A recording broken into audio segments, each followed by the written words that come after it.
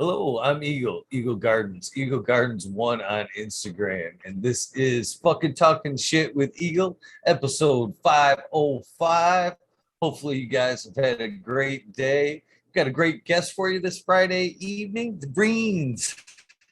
Guys, how you doing this evening? You want to say hello and tell everybody where they can find you? Hello, everybody. My name's Julie. You can find me on Instagram at Greens Goddess, Greens with a Z. I know there's a lot of lovely ladies out there with a very similar name to mine. But yeah, that's pretty much where you can find me. A lot of you might know me already. Those of you that don't, basically, I'm just kind of into growing cannabis and sharing information about cannabis medicine. And that's pretty much all of the stuff on my Instagram is all about pictures and whatnot, just showing you what I've been doing and then sharing it with other people in case if they want to know how to do the same thing. And right now I'm stuck in trim gel because it's Croctober. What are you trimming? I guess is a good follow-up question. This one is Phoenix Fire. Good thing I kept my tags all summer long. That Phoenix Fire is by Soulfire Seeds or Soulfire Genetics. And I'm just trying to, before everything gets too crisp, because I live out in Colorado, I'm trying to trim it up really quick and just put it in jars for now before it gets too dried out. Some of these plants have already been hanging for 2 weeks, so those are the ones I'm working on right now. Have you done any outdoors? No, nothing I'm going to claim to be outdoor, to be honest with you. I threw a few things out to re-veg so I could take cuts of them, and that's about it. So I've thrown something out to re-veg, taken my cuts, and if they threw out any sort of bud, I was happy. But I never threw anything out with the intentions of being an outdoor plant. Even today, I still do the kind of, in Michigan here, you're allowed 12 plants recreational plus your medical plants. They have to be in separate areas.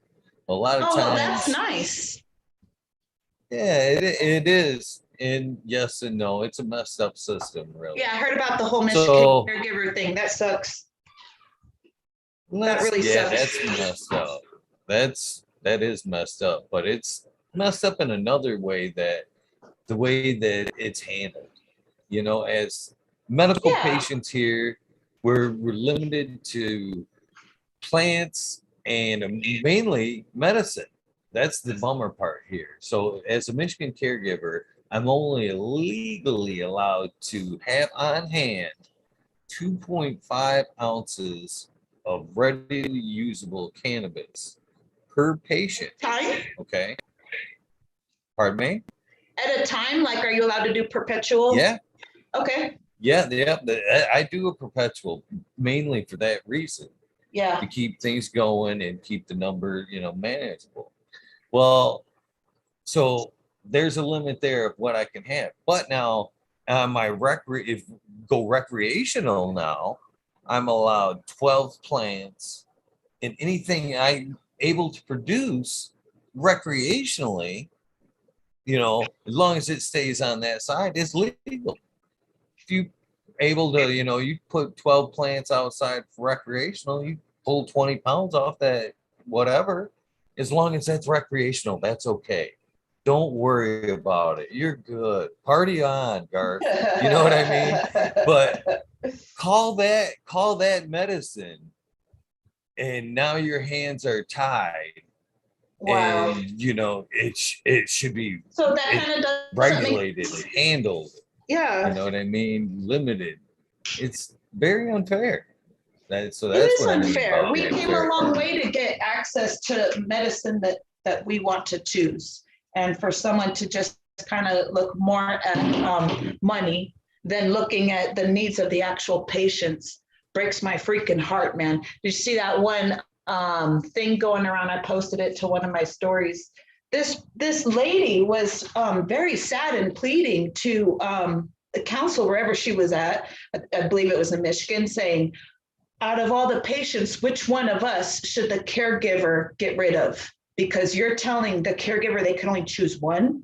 She's like, what about me with my issues that I need cannabis medicine for? What about that girl with her issues? What about that man with his issues? Which one of us is more important than the other? Because it bothers me. I'm gonna try not to get too hot about that right now, but it breaks my heart. And fortunately, things need to fire people up in order for a change to happen. So there's one. Not that I haven't heard that that's happening in Colorado yet, but just because one state's trying to get away with it doesn't mean other states won't try to get away with it too. So right now, I'm a caregiver also. We're allowed to have as many patients as we want, but we can only have a plant count. As far as I'm concerned, the rules right now, we can only have a plant count up to 99 plants. So I could do that. And getting patients is not always easy because a lot of people would rather just go to the store, you know, and that's a lot easier for them, even though it's more expensive and they're probably not getting like organic or good quality buds. So that part sucks. But yeah, I've got a few patients and I'm doing a few different things for them. One of them really loves my oil that I make, a 1-to-1. That's my favorite thing to do, is just make a 1-to-1 CBD THC oil because it has so many benefits when you put the two of those together. And I love growing outdoors because I think you get way better trichome production when you get it from the natural sun. And it's been all organic the past 3 seasons. This season being my tallest, I got the tallest plants this year. And I don't think I'm gonna do that again. Way too much. You know, I have a limited size in my hoop house. And so towards the end, it felt like it was too small of a house for these big, gigantic, huge plants. So, and those seeds were started in January. So I think this year I would like to probably, not April, I feel like April's too late. Maybe in March, maybe I'll start seeds in March and then put them outdoors around the end of May. Maybe those ones will come and get up to the perfect height without the greenhouse kind of, you know, hiding it all. I gotta be careful. I'm not trying to have like my neighbors look by and see what I got, these monster bushes out back, and, you know, someone try to get a fresh idea. Right. Nothing Is that why you don't grow outdoors? That's got a lot to do with it. That has a lot to do with it. You know, well, it's part of a pain in the ass for me to do split it up. And that has a lot to do with it because I am mainly an indoor grower. So to put some plants outside, I feel like is inviting. You know what I mean? Oh, yeah. If they see some out there, then I don't know. I feel like, oh yeah. If he's got that I outside, almost did it this year. Yeah. And I got discouraged last year because I do live out in the country, but there is a lot that backs up to mine. Out of all of it, there's out of all the place, there's one lot directly behind me, and they actually put a camper like right on the property line that was like overlooking my property. A camper. A what? It was a camper. There was actually somebody camping on the property line, and they're like their morning coffee view was like my backyard, right where I was going to put the plants. And I was like, yeah, this is a terrible idea. Yeah, it would be. You know what? I would put a compost pile right there. Oh, but I don't know. Well, I kind of went. That's where the pile would go. That was like the end thought there. But in the beginning, yeah, I was like, because I would do the show, I told you, until like 4:20. And I was like drinking some coffee after the show and then getting up and like mowing the lawn at like 6. After the show, you stay up more? I was then just to like trying to discourage moving the camper there. I just like the morning wake up and Gotcha. But yeah, I don't know. So no, I don't grow outdoors. I would like to at some point, but perpetual works. Have you done autos? No, I do not. I've tried them a few times. Once way back when, and that wasn't worth a crap. And then like a year and a half ago, I tried some. I got some. I'm not even gonna say whose they were. Oh, Uh, I got some from an event, the Detroit Cup, okay. and somebody handed me some, and I popped them, and a bunch of us had gotten. And they're like, "Had they sexed yet?" And I was like, "What?" You know what I mean? That's even a thing. There's a male and female auto. They're like, "Yeah," and I'm Ah, like, "Well, that ain't worth fuck. a shit." So it ended up I dropped five, three were males, and then the other two just kind of sputtered, and I ended up just like throwing them out. I'm like, this isn't even worth Damn, that the life. sucks. So I was gonna say, if you did get good auto seats to do, you could do those outdoors. Then that way you don't have to worry about them. If camper guy isn't there anymore, you don't have to worry about like October. A lot of people realizing, oh, I know what October is harvest season, so we should go get the plants then. If you're doing autos, they'll hurry up and finish before October even comes along. And they won't go super huge. Like these plants were way fucking noticeable, which is why there's no way I'm doing that again. Not on this property, anyways. Maybe on a different property, I'll grow some big ass trees. I mean, I enjoyed doing it. It was a lot of fun, but it is. I feel kind of a little bit sad about it, honestly. Looking at that greenhouse now, it almost kind of feels like empty nesting. Your babies are all grown up and moved out. I mean, I've had these plants for like 10 months now. That's almost a little bit longer than a full-term pregnancy. So I'm happy about what the next level is, obviously, and that's getting these to the patients and making oils. The majority of this is going to oils. But it's kind of sad, I don't have my plants to go out and water and take pictures with. yeah, it's got to be nice. Be a nice crop out the outdoors. Those are definitely some large ladies there for sure. Yeah, these ones are taller than me. They were way taller than me when I was growing them.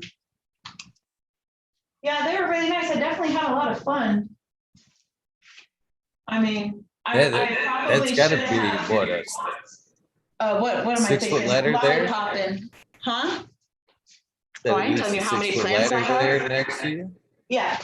So I'm about 5 feet something, and these are hanging. But yeah, the top is about right here where my foot is at, and then the bottom is a few more feet taller than me. So 7, 8 feet tall. And that's how tall the hoop house was. And they would have gone larger if I didn't have to hide them and like cage them in. So I definitely should have lollipopped them a bit more because obviously all this bottom stuff ain't much, but it's all going into oil anyways. So I don't mind it so much. So part of what I do here is get to know the person behind the IGs, the YouTubes, and all that. Kind of get to know a little better, and figure out, what set them on where they are today. So usually where I kick it off is, if you don't mind sharing, when was your first experience with cannabis? Smoking it, growing it. Okay, so my parents never smoked or drank or did any drugs, right? Good Christian parents. First time I smoked was when I was in, I tried it a few times in junior high, but wasn't too crazy about it. It wasn't until high school that I started probably smoking much better stuff.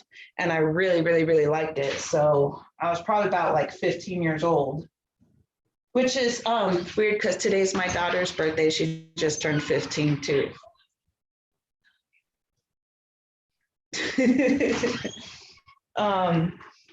So that's when I started smoking. Then what happened is Back in 2001, the 9/11 thing happened, and my boyfriend, who's now my husband, but my boyfriend at the time had joined the Marines to go fight in the war in Iraq twice. He was deployed twice. But so we ended up getting married because he had joined the service and was stationed in North Carolina. We decided to get married. And when I went out there, there's like no weed. It's brick weed. Okay, wait, let me back up again. I'm from California, the Bay Area. So we always had really, really, really great weed. Then when I moved out to North Carolina and tried getting weed off of who knows who, you know, some creepy weirdo, it was fucking terrible. I've never in my entire life witnessed brick weed until I went out there, and I couldn't believe how cheap it was. But I also couldn't believe how many seeds and stems were in there. I'm like, what the fuck is this shit? And you smoked it and you really didn't like get that high from it. It was terrible. So I wanted to try to learn how to grow. But people out in North Carolina didn't like that too much. Someone somehow snitched on me, and the police came knocking on my door, wanting to know where my trees. I mean, if you saw what they look like, you'd laugh. But they said, "Where's your trees? Where's your trees?" I'm like, trees? Like the plants, they look like hemp plants, okay? Because I didn't know what the hell I was doing. I was growing in a small container of Miracle-Gro in like a closet. So they look like crap. The seeds I got were crap. It was terrible. I was just trying to figure out how I could grow on my own so I could smoke my own stuff. But obviously we know now if you don't start off with good seeds, you're not going to have good weed. It was pretty much growing like a hemp. It was about this tall. It was like one pole, super skinny, lanky. The buds probably looked more like this, you know, shitty, tiny little frail nothings. And damn, they fucking arrested me for that shit. Well, I also had shrooms on me at the time too. I was holding on to those for a special occasion, and they found that, and amongst other things, then they charged me for growing and intent to sell and deliver and all this other bullshit that they could, you know, point their finger at me with, which is fucked up. I fucking hate the legal system. Sometimes it's always unfair. But anyways, I got in trouble doing that. So after that, I never wanted to grow again until, so years later, after he got out of the service, a lot of people were legalizing it, starting to legalize it in California and Colorado that I knew of at the time. So we ended up years later moving out here to Colorado. And once we got our own house, I started growing. I got myself a badge and started working in the industry. So I started off as a trimmer. I used to go on this trim crew all over Denver to a whole bunch of different grows. And this is when the market first flipped to like recreational. And a lot of certain types of people were coming in and getting all the licenses. Like they did this lotto thing for a license where you were lucky if you won the ticket where you could get a license to grow. So those people who are growing aren't good growers or even care about the product. They're just people who want to make fast money. So a lot of times we had really, really shitty weed, and being a trimmer going to everybody's place, you see the conditions that those plants are in and like the nastiness of trimming up weed with like mold and bugs and stuff like that. After a while, you just kind of like walk off of job sites because you're like, your weed is moldy and I'm not sitting here trimming that shit. And I never liked trimming. I always wanted to be a grower, but I just did that to get my foot in the door. And eventually I became a grower. So it's been uphill ever since then. Are you out of here? Bye. Love you. Thanks for visiting. See ya. And I really, really, really like growing. I've worked at a couple places growing for them. And then I had a friend of mine that was like all into organics. And so when I was doing it at home, at first I was doing it like hydroponically because that's the way I learned how to do it at work. But then I wanted to get into growing organic. So that's when I started doing that and playing around at home and growing organic. So that's been a slippery slope ever since, because with hydroponics, it's an easy recipe. It's so freaking easy to grow weed. And then switching over to organics, I had to learn a lot more about plants and soil and bugs and pests, and just a lot more issues were arising that it's fun, because you're learning how to do something different. I always call it like learning a new language. I'm enjoying it, but I'm not gonna lie, it can be very frustrating at times when things don't always go your way, or they don't look so great, and you're trying to find someone who could help you. And for the longest time, I couldn't find anyone who would help me out with anything. And it was really, really hard having to learn how to do all this on my own. But then, you know what really pushed it? Well, there's a few things kind of leading up to the event where I just so happened to hear someone give a talk about growing organic, or they mentioned a book, or maybe now I'm on some group, or what you're saying, like watching certain shows like the Weed Nerd World. Sometimes you kind of like sprinkle these things in that are teaching you all about organic. And what happened was this one place that I really loved working at, the manager and I didn't get well, he wasn't the manager. He was like the master grower. And you know how people with those titles can be sometimes. Have you ever worked in the industry? No, I've been a grower for myself the whole time. No, I Okay. stepped into. To be honest with you, it seems a little disheartening. We've Yes. always all had that dream of being that big scale grower, and then when I hear people taking these jobs, it's like it's nothing that I thought I'd be. All I do is just strip leaves, or all I do is clean up. It's just irritating. Yeah. So I haven't even considered it yet, to be honest with you. I was almost thinking earlier, sometimes I wonder if having it working in the industry had almost not ruined, but yeah, made it a little bit harder. My dream, my happiness. When I first started in there, it was fun, and I love watering plants. I love being around plants. I love pruning them and taking care of them and watching them grow. It's like my favorite thing to do. But behind that are a lot of pressures from other people that work with you that are like, if something goes wrong, they're trying to blame it on you, or if they're doing something wrong and you're trying to like explain to them, hey, I think that we should do this a little bit differently, and they don't want to hear it. It's hard, because it's not just your garden, it's his garden, and you got to do whatever he tells you to do. So anyways, these guys sometimes, and I'm not saying everybody, I've met some really, really cool dudes, and they've kept a level head, even though, it does get pretty stressful having that job as a master grower. But I have had my fair share of douchebags that I've had to work with. And so after that last one, I was tired of it. I'm like, this is kind of a reoccurring thing. It doesn't matter where I'm growing at, I'm always bound to run into this same,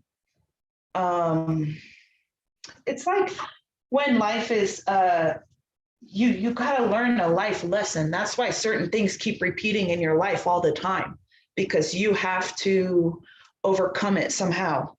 So that was a thing happening to me at the time. And once I saw it again, I was like, okay, you know what, I'm out of here. That's when I was starting to focus on my grow at home more. And I started focusing on my website more.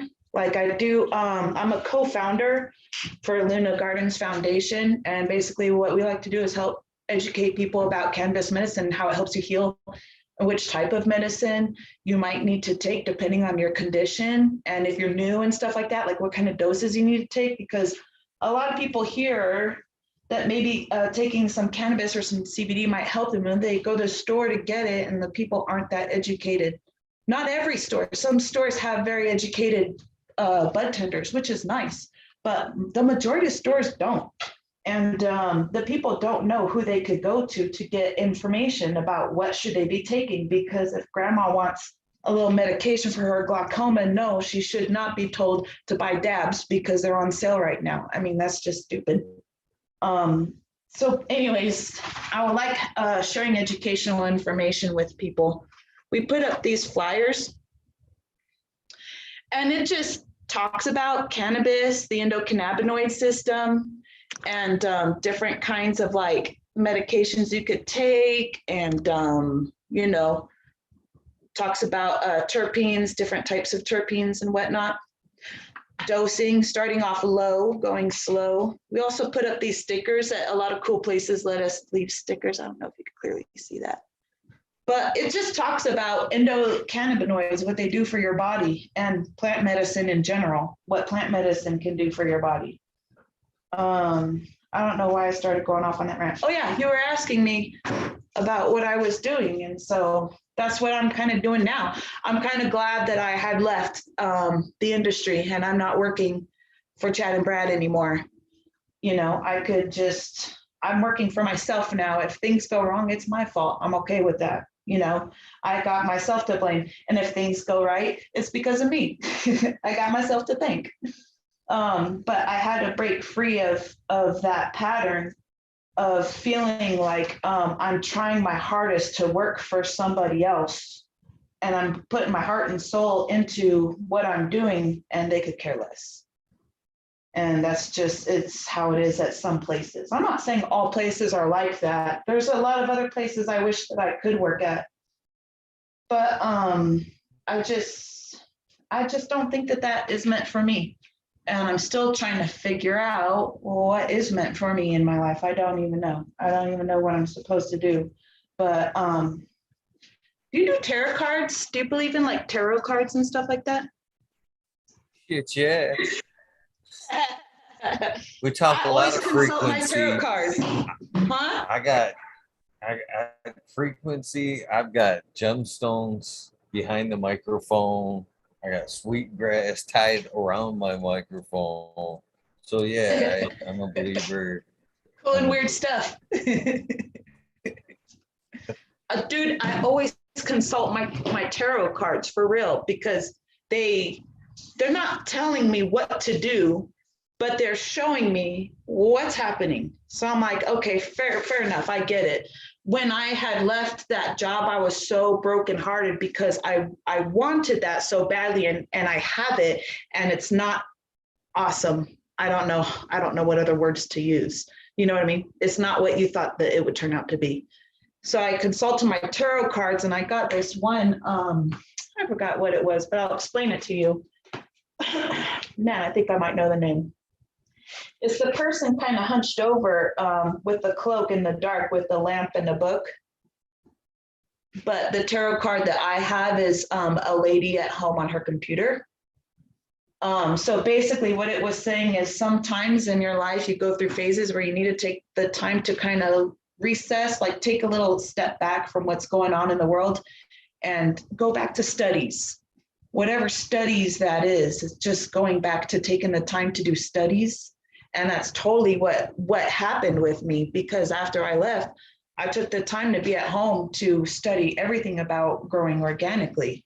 And I shared everything that I learned with everybody on Instagram. I know a lot of people, I don't really see your chat right now, so I can't chat on your YouTube, but I know we've been talking a lot in chat. So I met a lot of really awesome people in chat.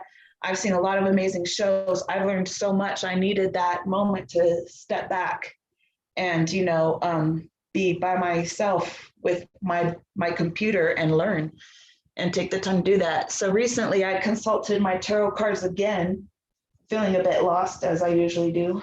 And well, one of them was, shoot, I forgot the picture. I want to say like a baby riding on, not a unicorn, but like maybe a tiger or maybe it's riding on a horse. But anyways, basically what it meant was that now's just the time to relax and have fun. So I'm like, okay, instead of thinking or worrying or planning, I'm just gonna relax and just have fun with whatever comes my way and try to be creative with it. So that's what I've been up to lately. But yeah, man, I love the tarot cards. I love if I got a issue that I need help with. I mean, they won't tell you what to do. When you come to this world, you have your own freedom to make your own choices. But they might guide you in certain directions and let you know this is what's going on in your life, but this is your future. So think about that. And sometimes they could warn you to be prepared about something, either something going on right now or something coming up in the future. So I think that shit's pretty cool. I also like having a shitload of different crystals around too. They can't hurt, that's for sure. No. So let's see, everything in a nutshell, that's pretty much it. So lately, recently I've been reached out to by some ladies who are doing this website, and they wanted someone to do some blogging for them. So that's what I'm doing right now. I have fun taking pictures of everything I'm doing anyway. So now I'm just doing that same thing, but writing a blog for their website. So, you know, that's fun. It's just fun and creative, like kind of, I don't know. That's what I would like to do without being stressed about anything. Like I wanted to have fun and be creative in a growing weed, but when somebody else is paying for that, they don't want you to be fun and creative. They want you to produce pounds. So. Well, I think a lot of that stuff, there's the love that goes into it. You know what I mean? That's where craft cannabis, I think, plays a part, is that relationship you have with the plant comes out in the end product through the environment, through the way they're dealt with. And as far as crystals goes, we talk a lot of that kind of frequency kind of stuff, crystals around here, but we've talked a lot about actually putting crystals in with your plants has shown effects. And, you know, we've talked about grounding them together, you know what I mean? Because they talk to each other through the root systems and carry electronic signals and stuff like that. So yeah, it's right in the realm of what we talk about quite a bit here. So well, even naturally, crystals are all found within the ground. I was reading a bit about it, not deep diving into it too much, but they're saying just like, you know, how crystal tonics and being around crystals and meditating with crystals, like you said, you had crystals right behind you, being around them can help out with certain frequencies or energies and vibrations happening around you. It could do the same thing with the plant, but also that certain plants only grow around certain types of crystals and gems because they need the minerals or whatever is coming off of that particular crystal, and how some crystals can even ward off certain weeds that you don't want growing in your gardens because they are good for certain plants and not good for certain other plants. And then some people were going into how crystals can heal plants just as well as it could heal people, which like I want to believe that, but they're saying, yeah, if you have like a sick plant, put like, I forgot what stone, I want to say tourmaline, put a stone on your plant, it'll help your plant feel better. I'm like thinking, if I got a sick plant, it's probably something in the soil or maybe it's got a virus or something. I don't know if putting a crystal in the pot is going to help, but I don't know. And then, you know, you got those people that are like, there's not enough scientific studies that show that, you know, that crystals really work. There'll never be. They will fucking never be if you don't try. You know what I mean? If you don't have the patience to try it, everybody will always scoff. You know what I mean? There'll never be any evidence if you scoff at the idea. You know what I mean? You got to at least try it. You know, that's my thoughts. Yeah, that to me, I think it's possible. I've never really heard of it or tried it, but crystals that could help sick plants. And if you get a sick plant and you put that, you get that crystal and you put that crystal on the pot and you wish good wishes, maybe it'll come back to health. But if it does, that's a tight crystal though. I mean, I wish yeah, to a degree, I believe certain things, but to some degree, I'm thinking a sick plant. I don't know. That's a little much. We But who did an knows? episode Maybe. with Jake from Midnight Roots, and he does it. He's kind of along the lines of the Thus Spoke the Plant, where he's doing experiments where he's hooking up alligator clips to different portions of the plant, and they pick up. You can measure basically what's going on. There's pulses going on through the plant at all times, and The depending electromagnetic, on what. Yeah, like a basically. plant's And what heartbeat. yeah, basically, well, he's got that and he's feeding it into an instrument panel. So basically, he'll turn it like, say, on an oboe, and then he'll click it to different parts of the plant and it'll make like a music. Wah, wah, wah, wah, wah, wah, wah. And you can hear, different places of the plant. It might be a little bit faster or even weirder, higher pitch. Mhm. It's weird On the how same different plant? it can change. Yeah, on the same plant, Cool. and even more so from strain to strain or different plant to different plant, they'll resonate different. So I Weird. actually at one point suggested that, hell, if they're that different from plant to plant, at least species to species or strain to strain, you could almost set them up, and make a little band. You're the oboe, you're the drummer, you're the, you know what I mean? And see if they would play some type of plant Some music, type of or you could get symphony. something like, The yeah, plant and orchestra. maybe even as far as like maybe live stream it so it can be played in other Yes. gardens. You know what I mean? Well, Interesting. that Well, night when we were plants talking, talking to each other. yeah, we've done a couple episodes. First episode, he kind of talked about it a little bit, and then I had him back to kind of deeper dive into it. And while Okay. we're talking, he had a bamboo plant there, right there with him, and he started hooking up the electrodes to it, and he had brought it straight out of the darkness, and it was nighttime, obviously, when we were doing the show. So, and he brings it out, hooks it up, and the plant's just barely resonating anything. And as we were like interacting around it, it started picking up a little bit, and even more so when we were like talking about that the plant itself, it seemed to pick up a little bit. And then we got on the subject of crystals and their effect on the plant, because we were talking a little bit about putting them in the soil, because they're obviously communicating through soil roots. I seen a thing the other day that actually suggested that the roots were putting out like just the tips of the roots were putting Mhm. out Yeah, I little saw that too. pulses, and that's how they communicate. Well, so the plant was pretty well silent. And then I said, "Hey, Jake, I know you've got some crystals around there." He's like, "Yeah, man, I got one right here." I said, "Throw that crystal on the plant and see what it does." Yeah. And as soon as he drops that crystal on there, that thing's sang like a bird for the rest of the night.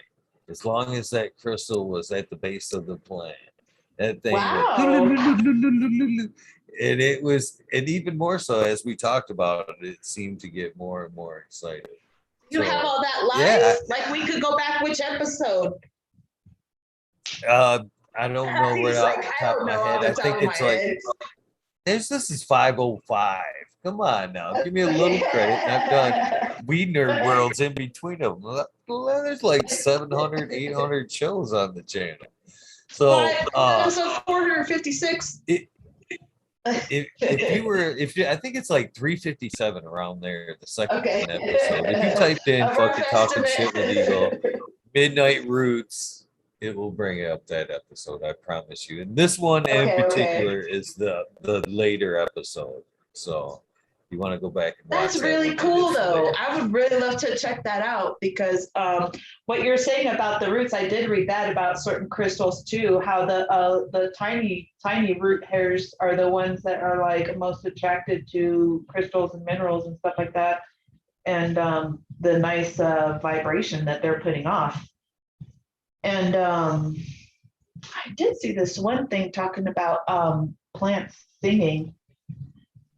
And that's one thing that people always love to tell vegetarians, like, do you hear your plants screaming when you go to harvest them?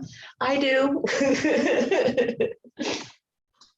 Well, I say thank you. So like when I harvest these plants or like my tomatoes today, I got a shitload of peppers finally. And I always, right before I chop, I always say thank you so much. Because I think that I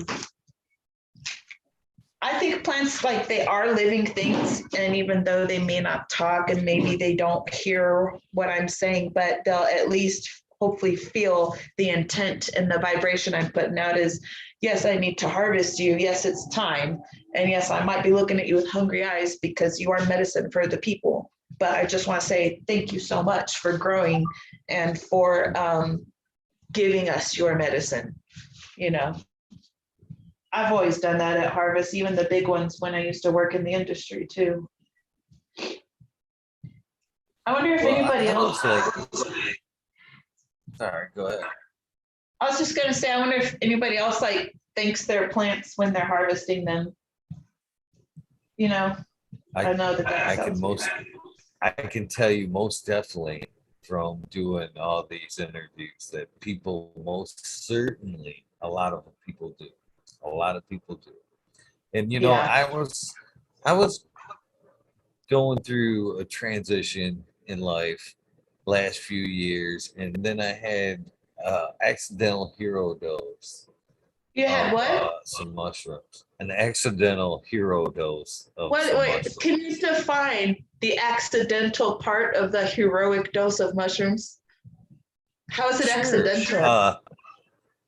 Well, I had been accustomed to taking wet ones, and then I was really? gifted I gifted a dry batch. So Yeah. I didn't convert the number. Basically, I Oh, took the there's a wet number way to conversion? dry. I don't know Well, anything no, I about took like. so I was just taking a certain amount at that point, which was like 5 wet. I didn't think about it, and I took 5 dry, which is quite the difference. And so, yeah, it took me to quite a different place than I usually was used to being. And it was, woof, it was weird. I actually started after that point, I really started getting more spiritual. You know, I started seeing more angel numbers, the 111s, 222s. They Fuck yeah. became so prevalent. I couldn't even ignore it anymore. I had to start looking into it. And I actually received a kind of download that night that I actually seen played out in my life later on. A few months later, it all just kind of unraveled, just as I seen it that night, and it was kind of really weird. And people were like, when it was going on, like, how are you dealing with that? I'm like, I already dealt with it in one painful night. You know what I mean? I've already Oh, seen the so path. wait, I dealt. something terrible happened in your life, and basically you had a premonition while you were on some shrooms to be prepared for this thing coming up, and then when it happened, you're like, yeah, I already knew this was going to happen. I'm okay with it. Not that you're okay Pretty with it, much, but yeah, that you're prepared for it. mentally and yeah, emotionally, I was prepared. Yes, for My shrooms are what was starting to coming. kick in right now, but I took a tiniest little baby microdose, like probably the size of my pinky finger, and I just like sipping it in tea. So and I don't really shroom at all. But when I do shroom, no, I'm just kidding. I don't know if you guys can see that without me spilling it on my computer. Don't do Let that. me turn this down. That makes sense. That's what's left. Oh, are you still on? Yeah. Let me see if So I can find the obviously, video. There you at are. that point, did you just kicked back what's left in the cup? Huh? I said at that point, you just kick back what's left in the cup. I swallow it. I Yeah. don't like a weird throaty feeling that I get. I get like I don't know, but my throat feels clogged. And I don't like that feeling. So that's the only thing holding me back from like maybe microdosing more often. But yeah, it's definitely starting to kick in right now. So that experience right there ended up taking me like really deeper into like say Buddhism and more kind of a philosophy stage in my life. And then that's where I kind of had changed over from growing mainly in cocoa. I'd grown in soil before, but not Okay. with the mindset that we have with soil today. You know what I mean? Wanting to understand the proper workings of it all. Just Yeah. back then, it was more of a medium than anything. You know what I mean? That's about as far as the interest went. Yeah, it's good dirt. Yeah, thumbs up. You know what I mean? And then it went from that to it's a long story. I transitioned into cocoa and then end up this last year kind of went back to soil and got into wanting to learn more and more about the organics. And I'll be darned if the journey into organics didn't take me deeper into spirituality as I learned more about the mycology and how we relate with the plants and everything Yes. else. Complete game changer. Microbiology, Yes, ma'am. Yeah. microbials, how much microbials are with the soil and how they help out the soil and they help out the plants, and then we intake those plants. It's so gross. What was once in a cow's butt came out in doo-doos, and then now that's growing food or your mushrooms, and then now you're consuming that microbials from the cow's butt. But it's healthy. It's just like a complete recycling of nutrients. That's one thing I did learn about organic growing is it can be, especially with the humics, a lot more recycling, especially when you're chopping and dropping, especially when you're doing like fermented plant juice and stuff like that. You're just continuously letting nature recycle its own nutrients back and forth. You don't have to put new stuff on it all the time, because nature just recycles itself. The microbials keep recycling in and out of the plant, in and out of us, in and out of other animals. Like, the microbes that were within me were probably once within you and other people in chat too. Weird. But so I've been into some really interesting stuff that I would like to spend a lot more time getting into about like I don't know the word I want to use. Just becoming more psychic, not just more in tune with my own awareness and energies around me, because I feel like I've already had that, but like more psychic, like mediumship or a channeler or something like that would be cool to The be word able to you're help looking for is heal. possibly enlightened. More Wait, enlightened. is what? Enlightened, Enlightened. possibly.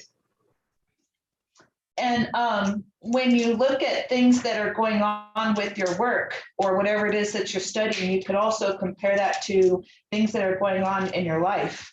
Like what you're talking about, getting into philosophy kind of shit. I know a lot of times I could think up of metaphors. Things that were troubling me at work could also represent something else that's going on in my life. And just kind of how things tend to balance themselves out. I was reading this book about Edgar Casey and his whole thing about dreams. And one thing that they're always talking about is what's going on with your work. If you could find the solution to your problem at work, that same issue is going on in your personal life. You'll be able to, by solving that problem, you'll be able to solve this problem as well. So I thought that was pretty cool. Now it all makes sense a lot of times when there's something going on with whatever you call work, your thing that you do that you make money, even if it's a hobby, then your thing that you do besides eat and sleep, I guess. If there's some problems going on there that you need to find solutions, you might be able to find a solution, not just in one area, but both areas at the same time. So that's just kind of some weird stuff that I'm into lately. Have you ever heard of shungite? I have not. Please tell me. I heard shungite's really good at like clearing off like negative energy because it's like one of those black crystals. Well, I guess it's not a crystal. It's more like a gem or a mineral, whatever. Yeah, But black rubber. it's a stone, and you put shungite in your water, and it's supposed to help out your water with all of that energy and stuff like that. So when I go to water my plants, that water's already been through some shungite soaking in it. And then I take it out like during a full moon and I'll let it get some sunlight and I'll let it get some moonlight and then I put it back into the reservoir. I've heard a few people talking about it. I like using it. Other people put I've like never other heard of it myself, but it's not. I don't think it's weird at all. We've actually talked about a lot about stuff like that. To be honest with you, different stones, different crystals, using stuff like that. There's a cat that hangs out around Twisted Roots. Actually talks about he puts magnets in his watering vessel, so when he waters, it polarizes the water. He figures it. That's cool. So you don't gotta plug in a thing to stir the water. The magnets just stir the water for you. Kinda, yeah. Basically, they're finding their polarity as he's watering. Pretty, pretty interesting. Pretty interesting. I'm into it. I am. I don't think what you're saying is weird at all. And be honest with you, the more I have interviewed people throughout this whole thing, you would not believe how many growers are doing the same thing, talking the same talk as we are right now. It was like the numbers are really stacking up. Overwhelming. You would be surprised out of all these interviews I've done. I bet 500, I bet at least 200 of them talk about gemstones, crystals, whatever, blah, blah, blah, along the lines, being part of their lives or part of their gardens. So perfect. It's not weird or uncommon at all, I don't think. So I'm glad to hear you're another number. we can put one more. I mean, to the crazy list. I like the rose quartz. The rose quartz is like one of my favorite crystals. And shoot, one of these strains right now I'm growing is for modern epigenetics and it's called Pocket Pussy. I didn't come up with the name. I just grow the strain. But I really like that. I really like the plants. The seeds look so big and the plants are so nice and lush. And I had this rose quartz crystal with them ever since they were seedlings. Yeah, you got one too? Which one's that? Is that a rose? This is a rose quartz. You can't really see Dang, it. that's a big chunk. Makes it a little white. Yeah. I'm telling you, there's a little collection right here of stones. I'm a believer. I don't have one on today, but usually I change them to what I think I need that day. I have a little collection. So yeah, I'm a firm believer. I've got a weird collection too, yeah. My rocks. Yeah, I don't think I would ever get rid of those. I like going out to the mountains too and just collecting a lot of rocks out there. Well, recently we had this terrible rain and I guess it had washed up a whole bunch of rocks all over the freeway. So the movers or the big truck guys come and they move the rocks off to the side of the freeway. And so I come by like right after all that and like if I can pick it up. I mean, some of those rocks are too huge. I don't get like too much, but I just get a little bit and I like putting those in my garden because they're so beautiful. Some of them I put in my bed, like I made a soil bed and the bottom layer has rocks and sand. So I went and got some rocks from the mountains. I just think it brings in a lot of that kind of energy. Plus the minerals. I mean, they're just loaded with minerals. So you know that the soil and the plants really, really, really gonna love that. Did What's you funny hear? is this was just gifted to me actually by past guest and chat community chat member 808 Rooting Prospects. So basically wanted to help me find my way. It's like, here's a little gift Nice. bag. Do you hold on to So that? I hold on to, yes, all that shit.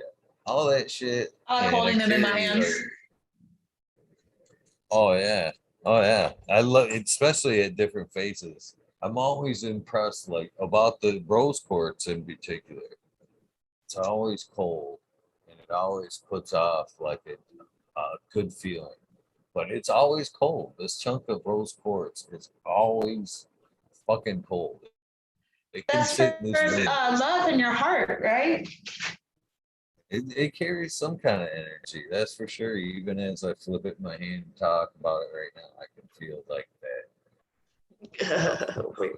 Working up the arm a little bit. It is, call it a placebo effect, whatever you want, but if it brings you joy and you get some good energy off it, fuck it. That's the way I see it.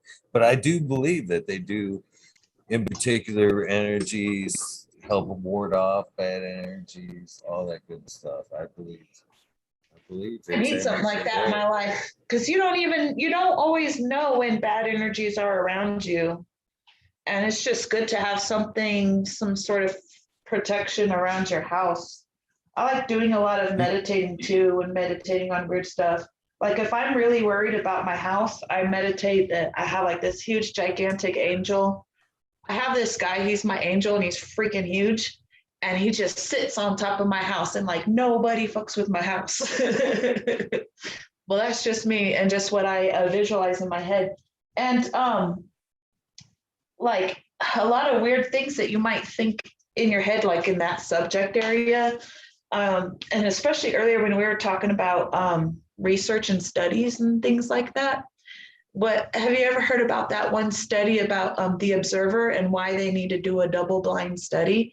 Because sometimes the study gets influenced by the person who's observing it, which is why I usually don't. I'm not the kind of person who goes crazy after studies. I know that those kind of people are out there and they need that in order to be maybe, I don't want to say persuaded. What's another word to use? Influenced. Yeah, influenced when they see a study. Well, there's a study done. So the study says it's correct. It must be correct. But I share that with people who like that kind of stuff. But personally, when I think of studies, I just feel like it's always being influenced by the person who's watching the study. So, like how I always think about how powerful your brain really is to attract certain things, think about certain things that you feel like may not be real, like my big angel spirit guide. I mean, I don't see him with my eyeballs, but I don't need to do that to know that something is out there protecting me, at least from the outside world. Me and my family, I feel safe when I'm home, you know. Are you into like angels and stuff like that? Like you're talking about angel numbers earlier. So I mean, maybe like let's say you're not seeing a person Spirits or with wings in front of you. Yes. something that's that effect. Yes. Spirit Absolutely. guides? Spirits, and to call them angels, I don't know.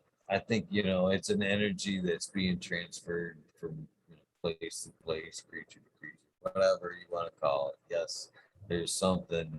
Our energy transfers to another place, another dimension, whatever. Yes, absolutely. Actually, as far as that goes, I actually have a protection kind of thing tattooed on me. Cool, And yeah. at one point, Why I does that right sound here, familiar? I have lots actually. I have Buddhas, but this in particular piece, the Hamza. So I felt a bad energy floating around me at one point in my life, and ever since I had this in particular image tattooed, as a protection piece, basically. The eye, so you put whatever you want in the hands to be protected from. In this case, the all-seeing eye, which is protected from evil, and there's other little meanings in there as well. But after I put that on my body, I swear, I felt all that negative energy just be released or chased off, however you want to put it. So yeah, I definitely am a believer. Definitely a yes. So yes, long answer, yes.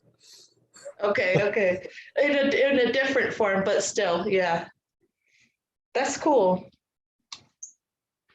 I like to meet more people that are like that, you know. It's hard just to like go out and meet anybody these days with the whole stupid coronavirus and vaccines going on, and now a lot of these places are asking you to mask up again. What's it like out there in Michigan? Are you guys having to wear masks? Not by me. Not by me. I went to the Secretary of State today, and they make me put one on while I'm there. But other than that, not really. And I could have swore I seen the governor has passed a mandate where they're definitely not making the schools do it. So, Good. and then I seen a thing today that it sounded like they weren't even going to enforce the federal mandate at all. So they're kind of like Really? joining Texas in on that. Yeah. Nice. That's fucking awesome. Well, when I visit Oh, family, when our governor tried it on us last year, we kind of really, I think everybody in the state called every name in the book. I mean, we really put a backlash on it, and she kind of shot herself in the foot at one point. She yeah. actually, and it was so transparent. It was like everybody knew. She lifted the ban so basically she could go up north. And it was like, really? Yeah, okay, yeah, Oh, you you can mean lift the for ban so votes? you She can lifted the ban for travel. votes? No, well, no, just so like it was lockdown. She had locked us down to where we weren't supposed to be really moving. And then all of a sudden the Oh. holiday weekend came and she was like, okay, well, yeah, we can travel now. And then she was seen like traveling in Okay, northern so Michigan you on can travel vacation. to see your family. This is Yeah, okay. basically.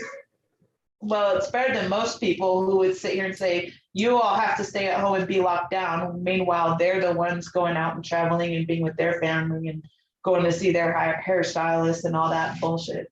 The one thing I do like though about the whole thing, I mean, if you have to look at the bright side, is that it brings people like me and you together in each other's space.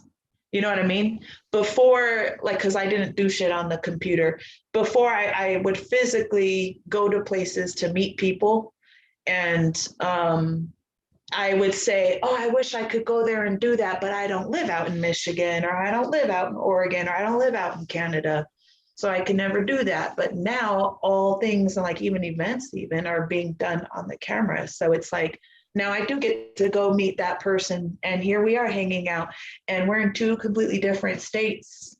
So there is some upside to that, and to me the upside was all the more attention, I guess, that being on the internet has done for me, anyways.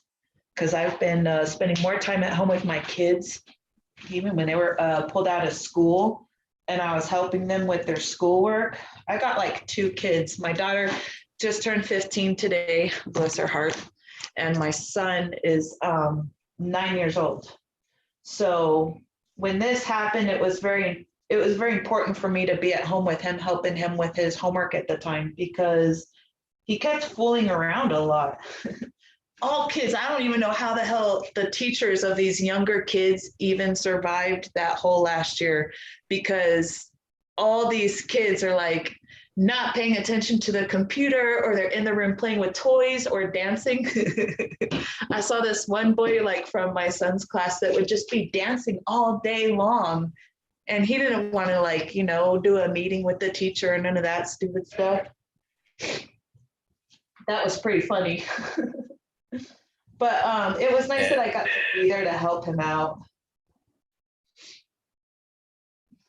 It's been weird for the kids this year. I feel sorry for the kids that have, had to go through this school stuff the last few years with this. And moreover, the kids that graduated last year and, in the Didn't get first that beginning. celebration. No, shit, at the where my kids went, How old are they your did a kids? drive-through. Shit, 26, 22, and the oldest or the youngest just turned 18 this last month. Damn. Okay, do you have any girls?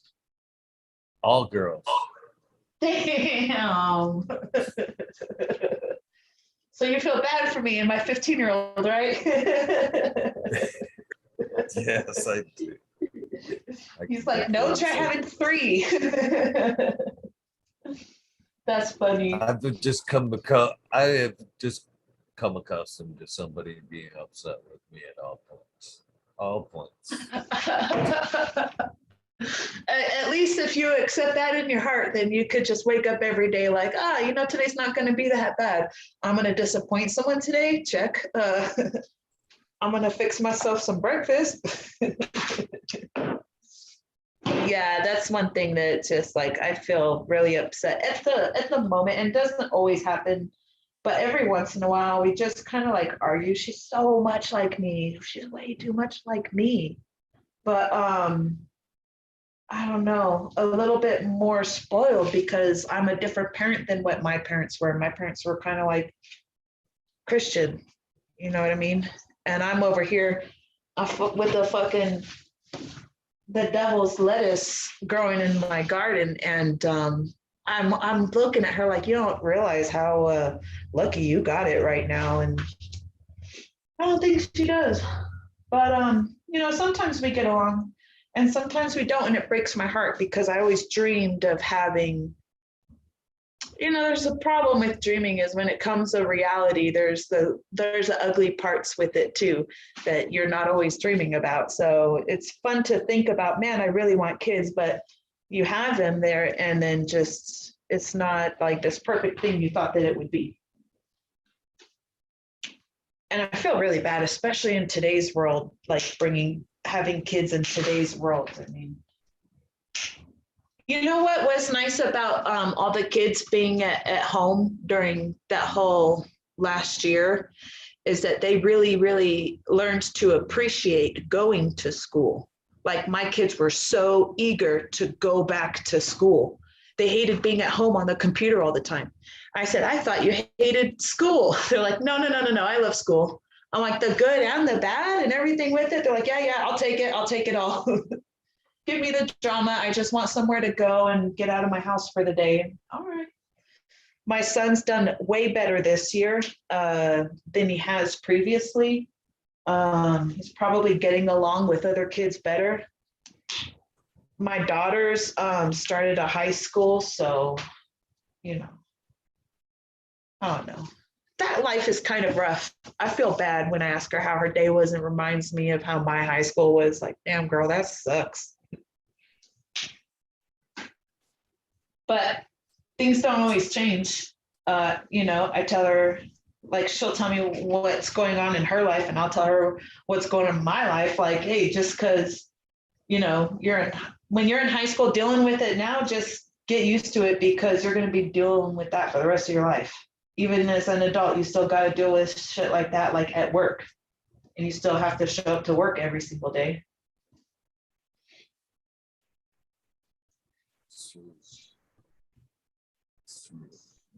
Had a high school teacher that kind of broke the harsh reality to us in high school, kind of at one point. It wasn't to me, but in class to what was an I don't think the gal seen that answer coming that day. She was talking about acne, and the teacher says, I got news for you. That shit don't ever end. You think you're gonna grow out of acne? I'm 40. I still get zits. You know what I mean? You better just get used to dealing with this shit. It's gonna be part of your life. Just fucking deal with it now, and you'll be so much better off.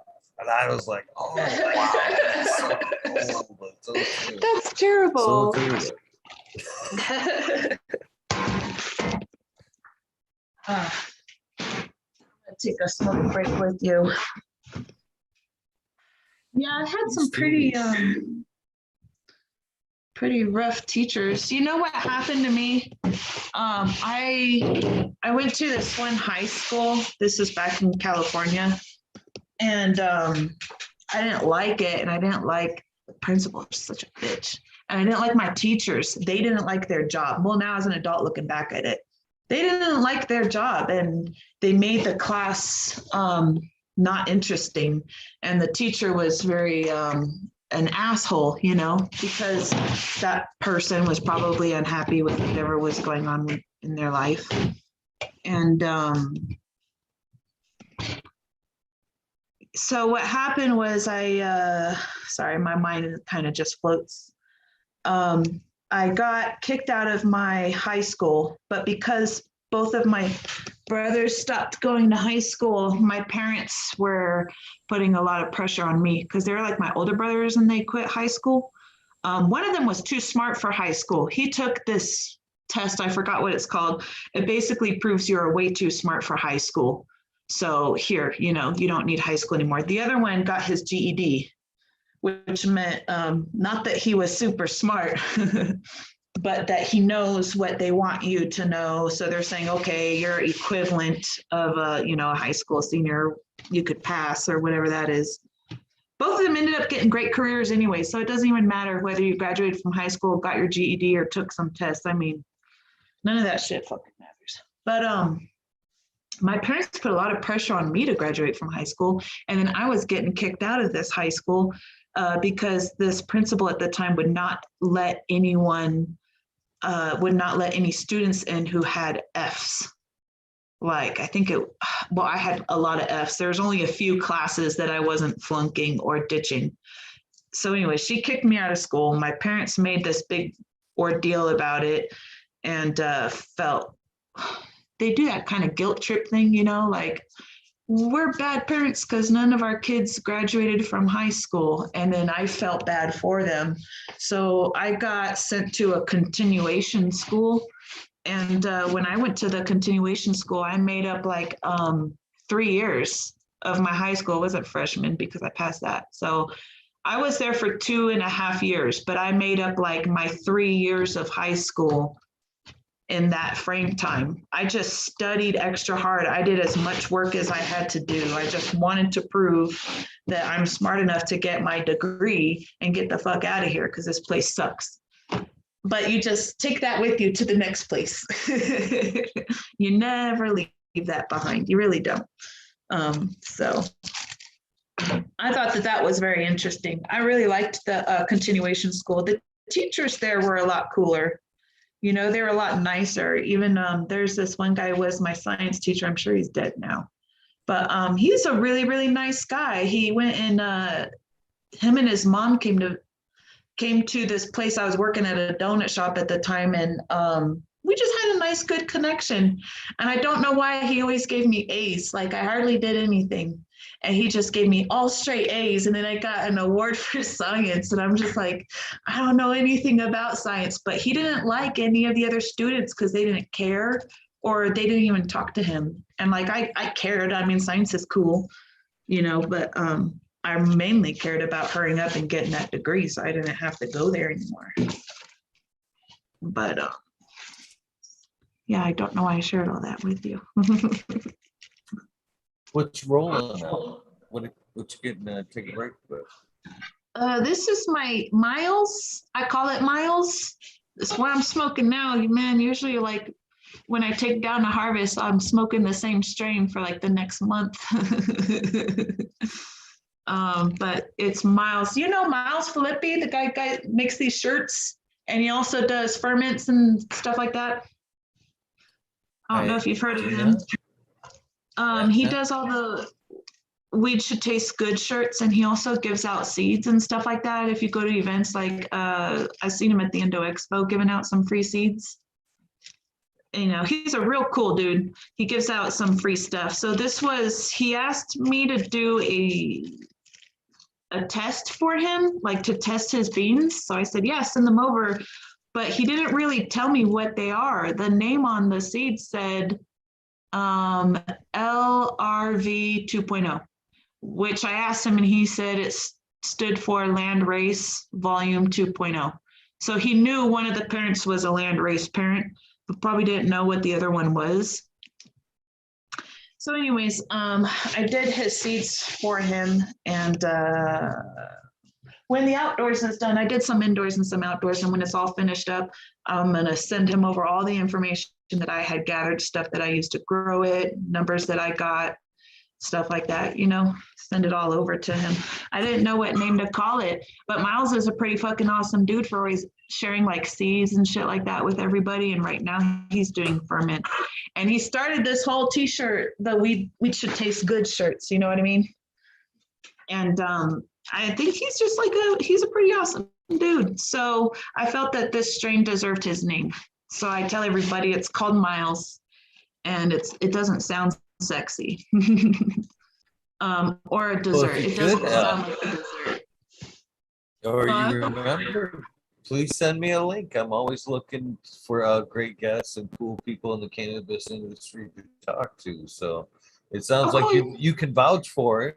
So I'd like to have him on the show. So send me a link. I'll send him an invite.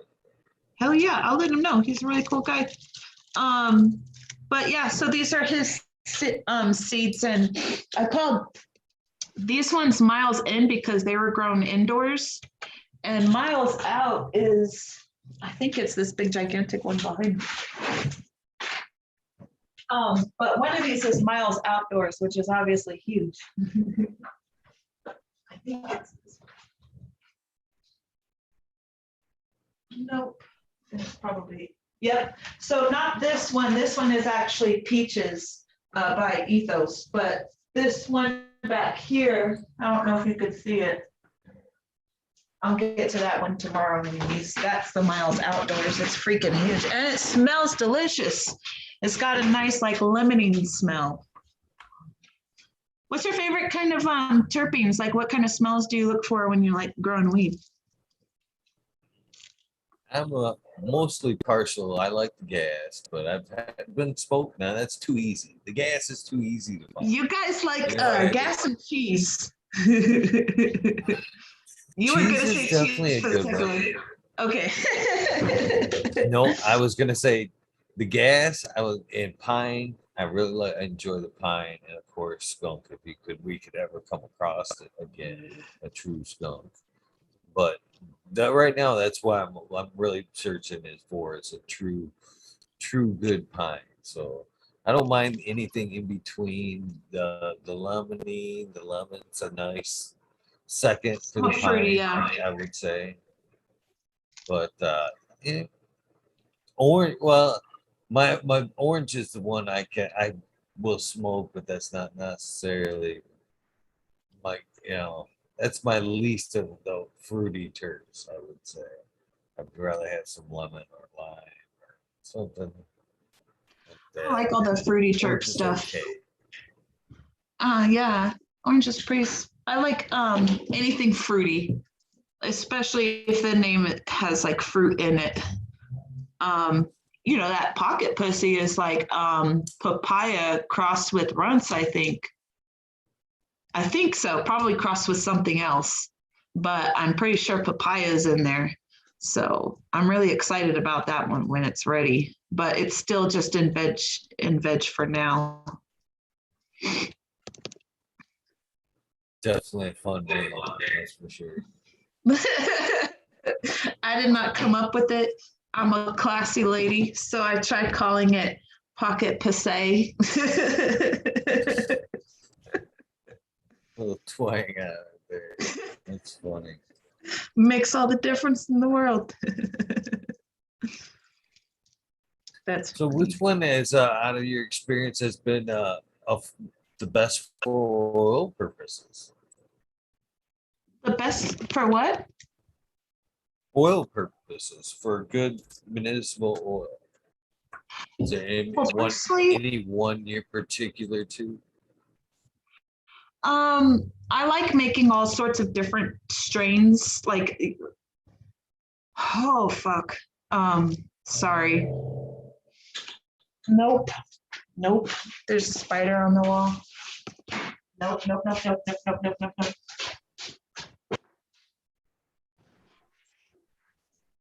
It's funny. Oh, We were talking about spiders the other night. sorry. Not me. I'm not the one. I know people fucking, and half of the people are probably going to agree or disagree. Some people in the gardeners, they don't mind their spiders, but not me. I do not fucking like spiders. I don't mind them when I'm in the garden and stuff like that, but when I'm not in the garden, I am not fucking having it. I have I don't know what it's called, like, but when you're dreaming and then like you wake up from a dream, now I just can like thinking about that spider's freaking me out right now. So I have like, I don't know, like a fear of spiders. I'm not gonna go call someone to kill the spider for me because I know goddamn well he'll cup it and then take it outside and he'll come back in the fucking house. I'll murder the motherfucker myself. And I just don't, I'm sorry that this hurts people's ears. I do not fucking like spiders.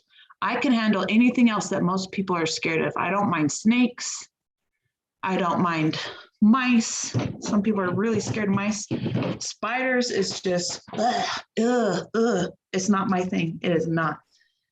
When I'm in the garden, that's a totally different story. Like, especially growing outside, I had like seen just watering 15 different species of spiders in my face. Sometimes they're crawling on my fucking foot. I hate it. But that's their territory. So I'm like, okay, I will peacefully back out and let y'all do your thing. But in my house, I'm like, this is my territory, bitches. I try to put a lot of lavender smells everywhere. Sometimes that helps, but I also heard it depends on the species, because some spiders don't like lavenders, but some spiders don't mind it either. I put cinnamon sticks all over my house because I heard that spiders don't like cinnamon.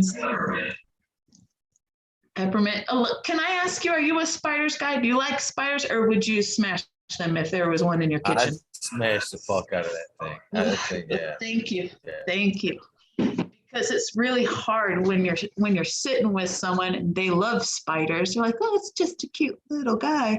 I'm like, well, then you sit over there, because I ain't sitting nowhere near that beast looking back at me. I know. So I have this thing where I wake up and I'm not even fully awake yet, and I'm seeing things like right above me, right in front of my face, webs and spiders just dangling down in front of me. And it scares the fucking crap out of me. I'll freak out. I'll jump out of bed. I'll turn on the lights. I'll be screaming like, where'd they go? Where'd they go? Where'd they go?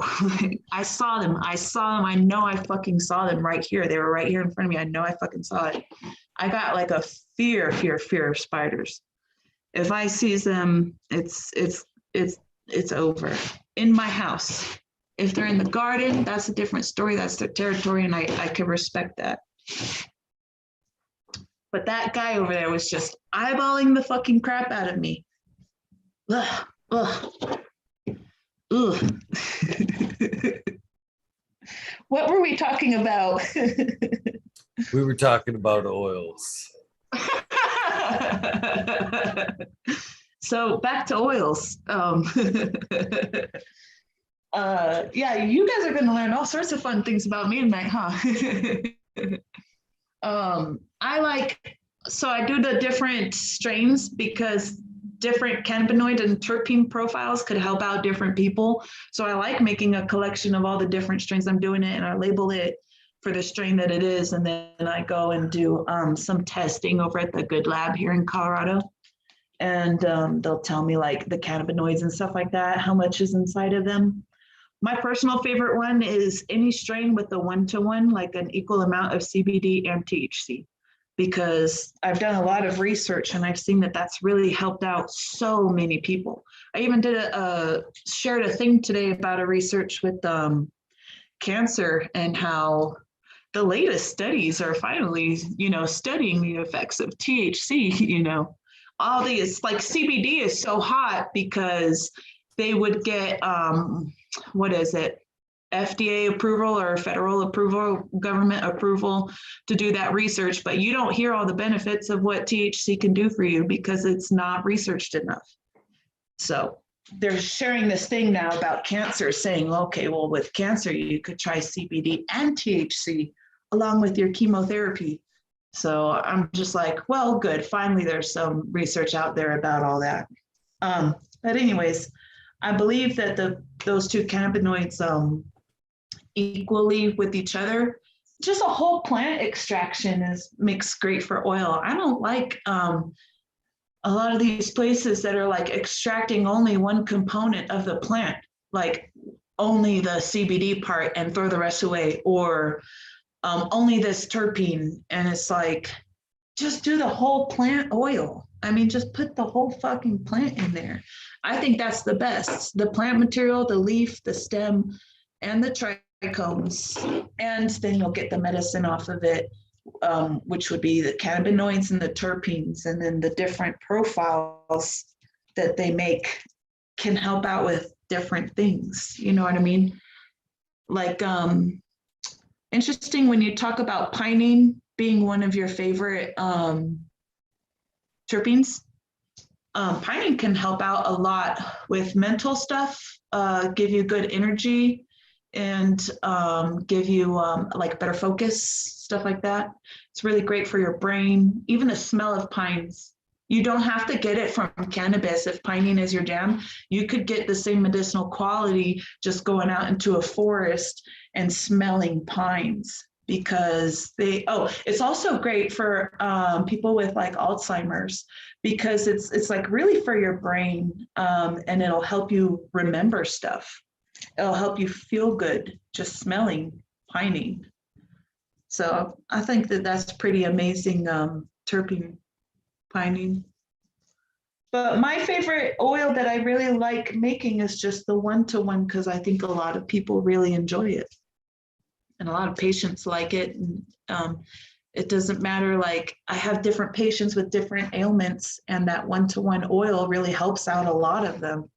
So it works out great for me. I also like infusing it into the MCT coconut oil. Have you ever heard of that? It stands for medium chain triglyceride.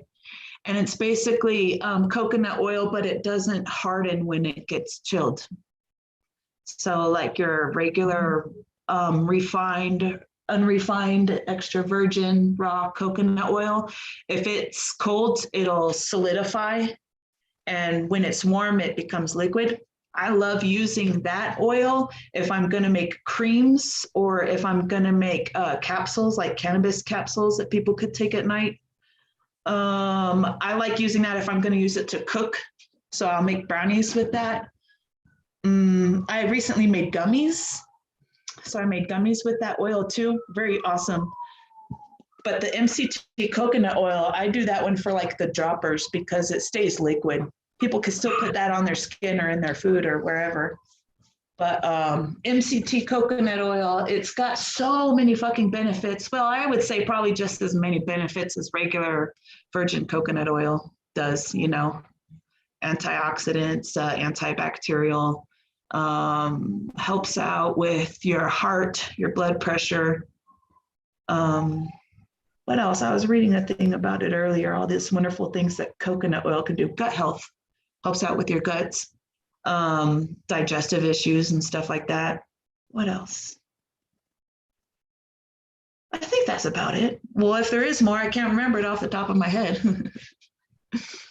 I didn't realize that about the gut health, to be honest with you. I knew it was our bodies, it was an easier method for our bodies to uptake, you know, the cannabis, and it was one of the more healthier ways. But I didn't realize some of the benefits that you just stated there. Especially That's the funny thing about taking like edibles. Huh? I didn't realize, especially the part about the gut health. I didn't realize that at all with the coconut oil. Yeah. Some people, they were recommending just swallowing like a spoonful. It might depend on what kind of gut issues that you have. And from what I've read, a lot of gut issues are related to like your brain and your heart. So if you're overstressed, it can manifest into like a gut issue. Unless it might be something that somebody, I want to say like a illness or a disease that somebody has where they just constantly have these hard gut issues. For some people, it depends on like what they eat. If they eat certain foods, they'll have bad gut issues. Like my friend, she did some tests to found out that her IBS came from tomatoes, anything tomatoes that she has, anything with tomatoes in it, like even like a pizza, she'll have like these terrible gut issues because she found out tomatoes was the thing that was causing the problems for her. But I heard that helps out a lot. I really like doing the oil. I like having a fridge too, because then I could do all this and I can make a huge batch of oil off of all this and then store it in the fridge. And then when the patient's ready, I could have their oil, whatever they want to use at the time. Funny thing about the oil, like when you're eating cannabis oil, the edibles, they last a lot longer. They stay in your system for a lot longer. So you're high for a lot longer. And it takes a lot longer for them to make an effect, like kick in or whatever you want to call that. Unless you put it directly under your tongue instead, it'll kick in a little bit faster. And if a baby is having an issue, one thing that they did with like the liquid oil is put it in the belly button. So the baby didn't have to consume the oil and then get high off of it. It bypassed all of that. It bypassed the liver when it went straight into the belly button to fix their gut issues. Pretty weird. Are you poking your eyeball out again, Eagle? I am. This one's a little dry. Yeah, That's funny. The blooper there before is twice as bad. I probably look like a deer because I seriously I watched hard. I watched the like replay and I'm like a deer with my tongue all out. I'm like, I almost want to see it. Save that one for the blooper reel. The blooper reel. That damn contest, dude. But as far as like the gut and the brain thing, I'm a firm believer in that. Most definitely, the gut health and your brain health are most definitely connected through the microbes. It's all, again, back to the same microbes in the soil, in your gut, making a lot of the same decisions. And again, making communications happen throughout your body and soil. So, we've been talking a lot about lately about like sugars in the soil, good sugars, bad sugars. I've found I have a question about that. How much sugars in your soil is too much sugar? Is there such thing like, okay, do you make your own inputs? Right now, no. Just straight up soil with a little bit of top dressing. I haven't like I'm not feeding on top of anything right now. So it's an either or. And I haven't dipped into like say the K&F side of things to where I'm actually making inputs and putting them in there.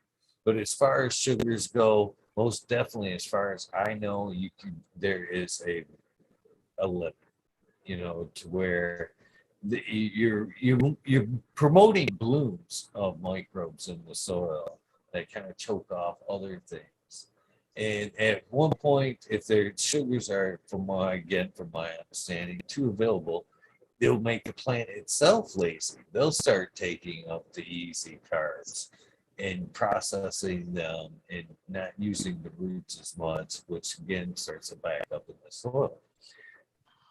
And I have also found that direct correlation with the microbes in my gut, because I drink a lot of kombucha, and Hey, I'm I like worried, kombucha.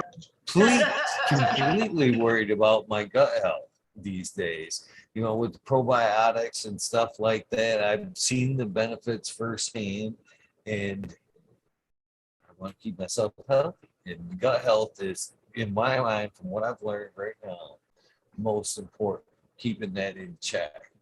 So what I found out with sugars, they're no different than what we're doing in the soil or microbes that in the soil as well. So if I start feeding my body bad sugars, white sugars, syrups, I've noticed that I'm promoting bad microbes in my gut that are choking out And that those the microbes good are and growing and slowing, craving more. yeah, making bad decisions, backing up my system. But if I, try to stay on the other side of things, keep a gentle balance and take in natural sugars, fruits and stuff like that, and then keep up with my kombuchas and my, I like other fermented, pickles. There's a lot of ways to take in some good ferment. But I stay on the good side of things, put good sugars in. But I've noticed it's once I tip that balance though and start ingesting the bad sugars and get that population of shitty sugar in there, it's an ill effect. I start feeling bad, and so I agree. I think the same thing with the soil. You start putting in too much sugars or bad sugars, promoting the wrong type of microbes or a bloom of them. Yeah, it can be detrimental, I believe, in my opinion. I totally fall into that whole KNF stuff. I like making my own inputs. It's fun, and yeah, it saves money. But I'm curious about, like, with living soil beds. You know what I mean? Some people who are using KNF successfully and Jadam are outdoors, so that stuff has a place to go. But when you're inside and you have just this small living soil bed, I want to be very, very careful about what I'm dumping into that bed. You know what I mean? And I was following, I don't want to get into too much detail because it's not like I'm not trying to talk crap about anybody, but I have a input that I made that my biggest concern is, does this input have way too much sugar in it? And it's raw, it's the raw turbinado sugar. And I've asked a few people about it, and they said, no, there's no problems. But I'm thinking, yeah, but we haven't seen the long-term effects of dumping this into this pot after so many runs and runs and runs. So it just it's a concern. I don't use this input too often indoors because I want to be very, very, very careful with it. And I don't want to put too much sugars. That's just something that worries me. Maybe I'm worrying too much, but I don't want to put too much sugars into a living soil bed because I'm trying to set it up to be healthy, like what you're saying, healthy, like our guts. So I don't know, just a thought. I'm just kind of curious about is there too much sugars? Is it possible to put too much sugars into a living soil bed because it's this size? So once you dump it in, it's not going to go anywhere, I don't know. It's trying to do things organically. It's just kind of hard. Like, who should you listen to? Because these people, a lot of different people, their shit looks great. So I want to do what they're doing, but then when I do it, it doesn't look so great. You know what I mean? Sometimes it comes out pretty well. And then I want to get back into that intuition stuff too, like just going into the garden and just really listening to what this plant wants me to do or not do. Maybe it just wants me to give it some compost and leave it the fuck alone for 5 days. You know, I want to know more about that versus just going in there and doing things because they're fun. You know, are you doing living soil in your tents right now, or are you hydroponic or what?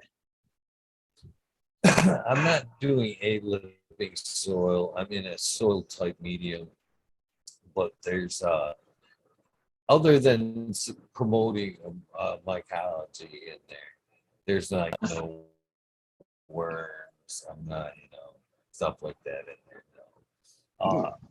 I'm coming from a chunky cocoa grow. Basically, I've been growing for quite a while. I liked cocoa because it's sterile. Basically, it's not 100% sterile, but you're not. When it comes to you, it's not usually coming with fungus gnats and a lot of other stuff in it. So that's one of the things I liked about it. I like to be able to, be able to flush out my plants when there's problems and be able to pick up and start feeding again regimen that was appropriate at that point. But now I'm back in the soil, digging deeper into it. I got to give credit where credit's due. Smiley's Gardens that hangs out on the channel, friend. Yeah, we talked Chatting with that guy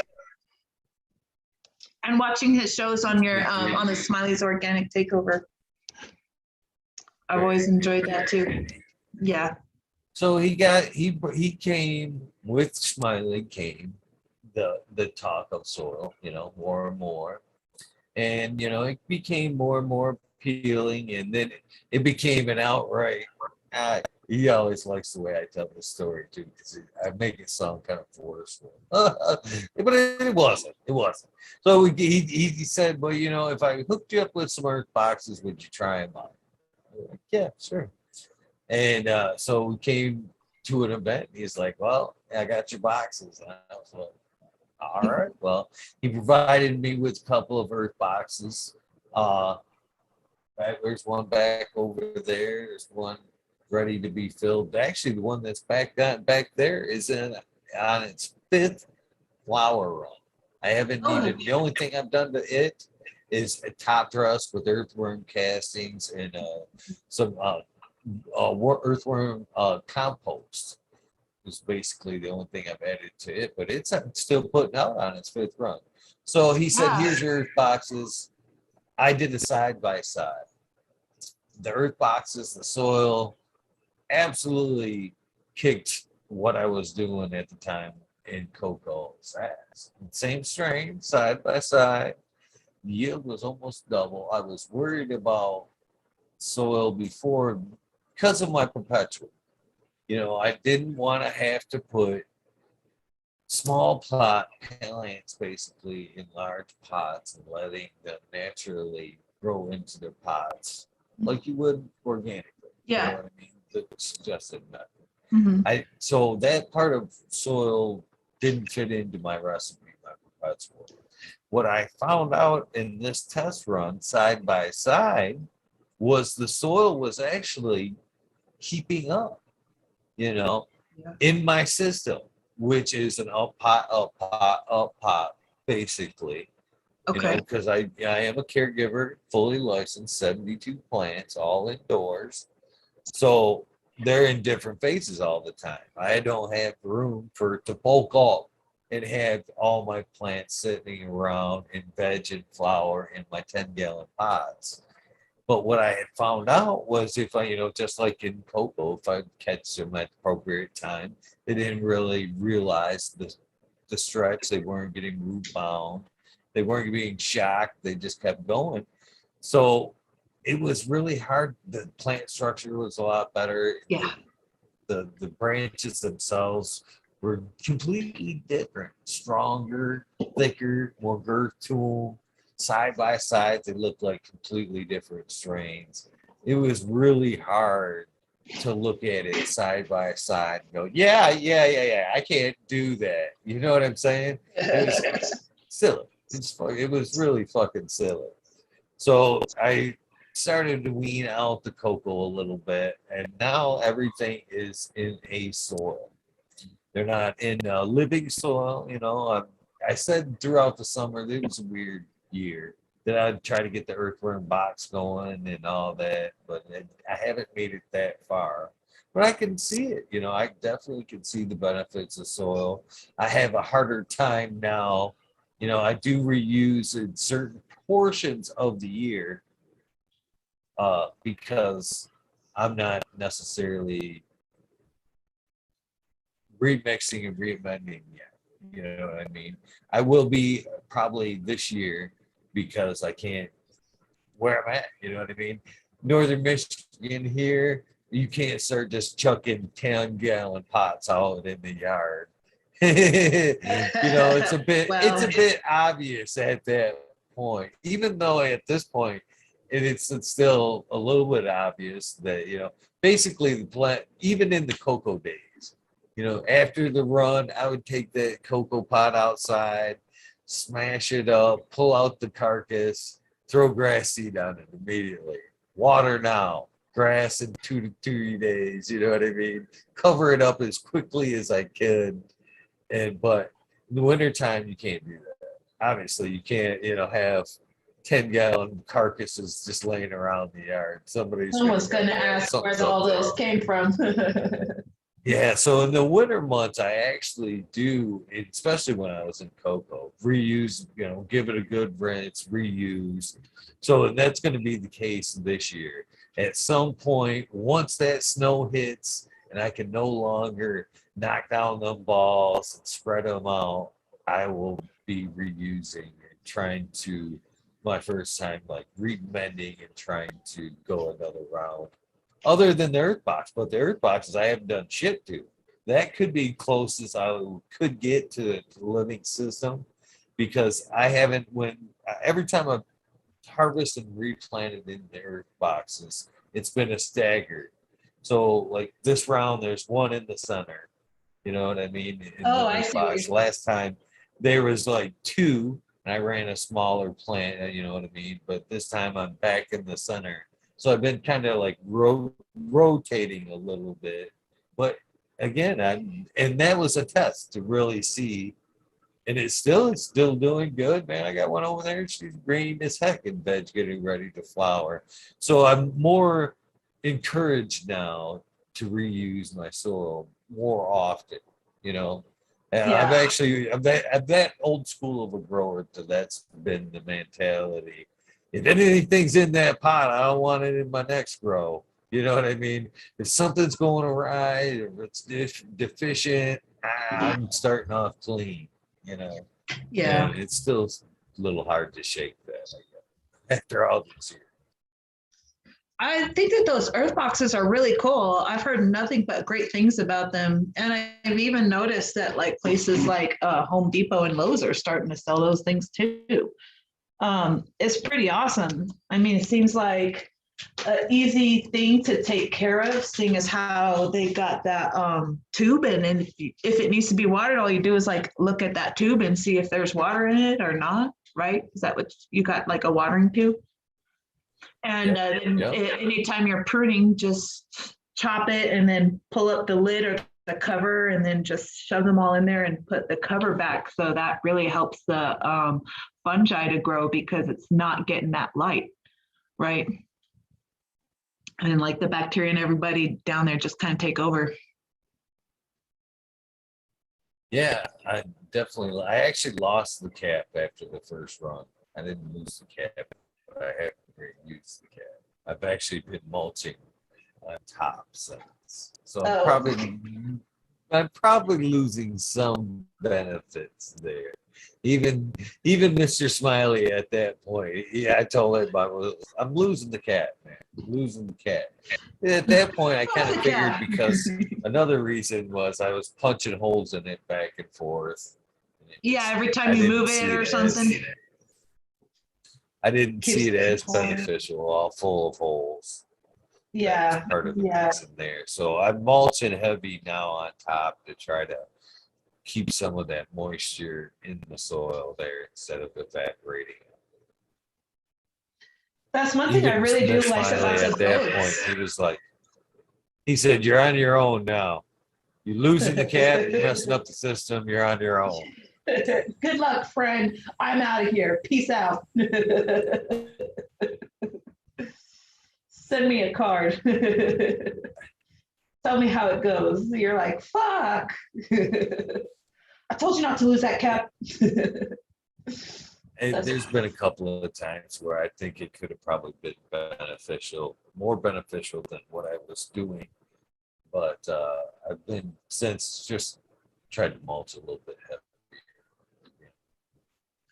I also tried. And the mulch too. I also When I used to work at these other places, they're always throwing out. I don't mean to interrupt you. They're always throwing out the soil, man. They're just chugging it in the trash can and paying for more fucking soil to come in. And I'm just, God, what a waste of money, you know? And I really love doing the living soil, but yeah, you got to be very careful about what you're reusing. You know, I mean, so far it's working out great for me. What can I say? I'm just having fun. I just want to make really great medicine, and I want to do it like regeneratively. I don't want to be throwing out soil and wasting it. I want to keep reusing my soil, and would be nice maybe one day to have like a business with it. You know what I mean? Growing. Like I really like being a caregiver, but maybe in the future it might be nice to make a business out of it.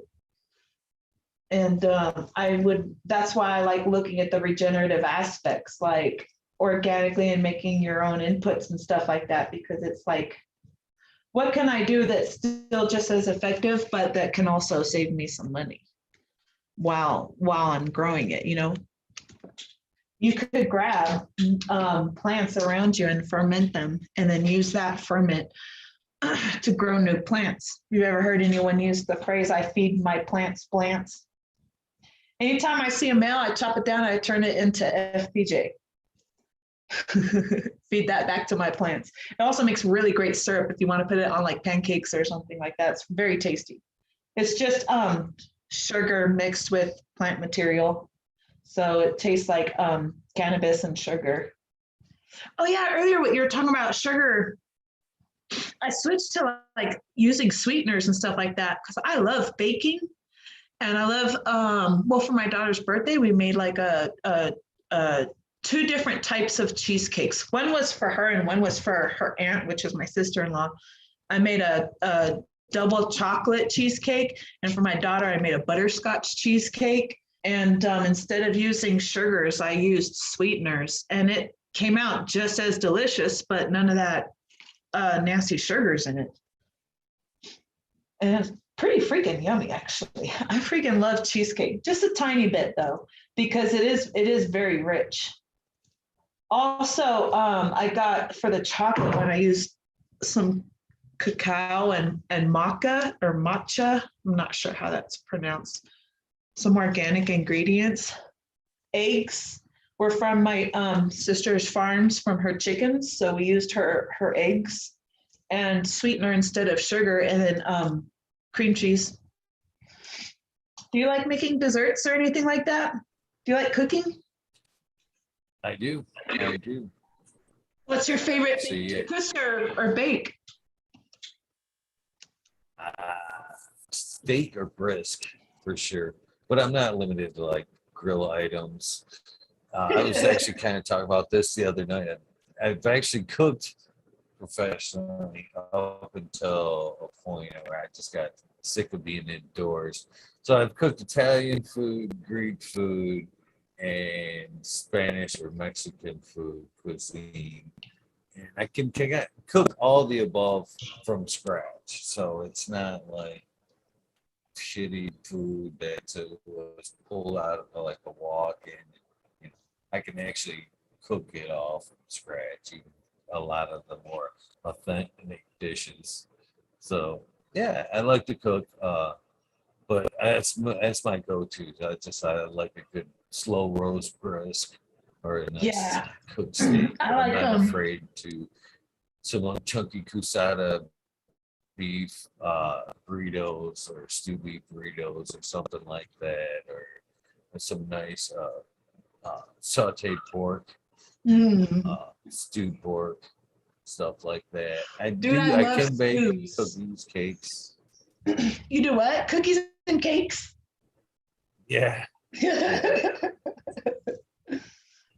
That's my jam, mainly baking because my dad always did a lot of baking. So growing up, I learned how to do a lot of baking from him.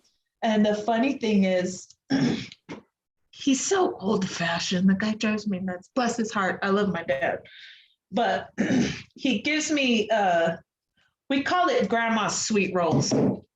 But if you ever looked up grandma's sweet rolls recipe, she used basics of what she had around her, and they didn't have a lot of money, and there weren't a lot of options at the stores either. So if you wanted to try other things like other sweets or spices, or maybe something that wasn't even in season yet, like they didn't always have the option for that. So that's why there's these old recipes. I like taking grandma's old sweet roll recipe and putting my own spin on it. Like when you lay out the dough, what my dad would do is spread some butter on it and sprinkle some cinnamon and sugar on it, which was probably like way too much sugar, not enough cinnamon. And then roll it up, slice it up, and then you put all the slices together and you bake it. Well, what I like doing, since I've made that recipe like so many times over the years, we make it every Thanksgiving and Christmas.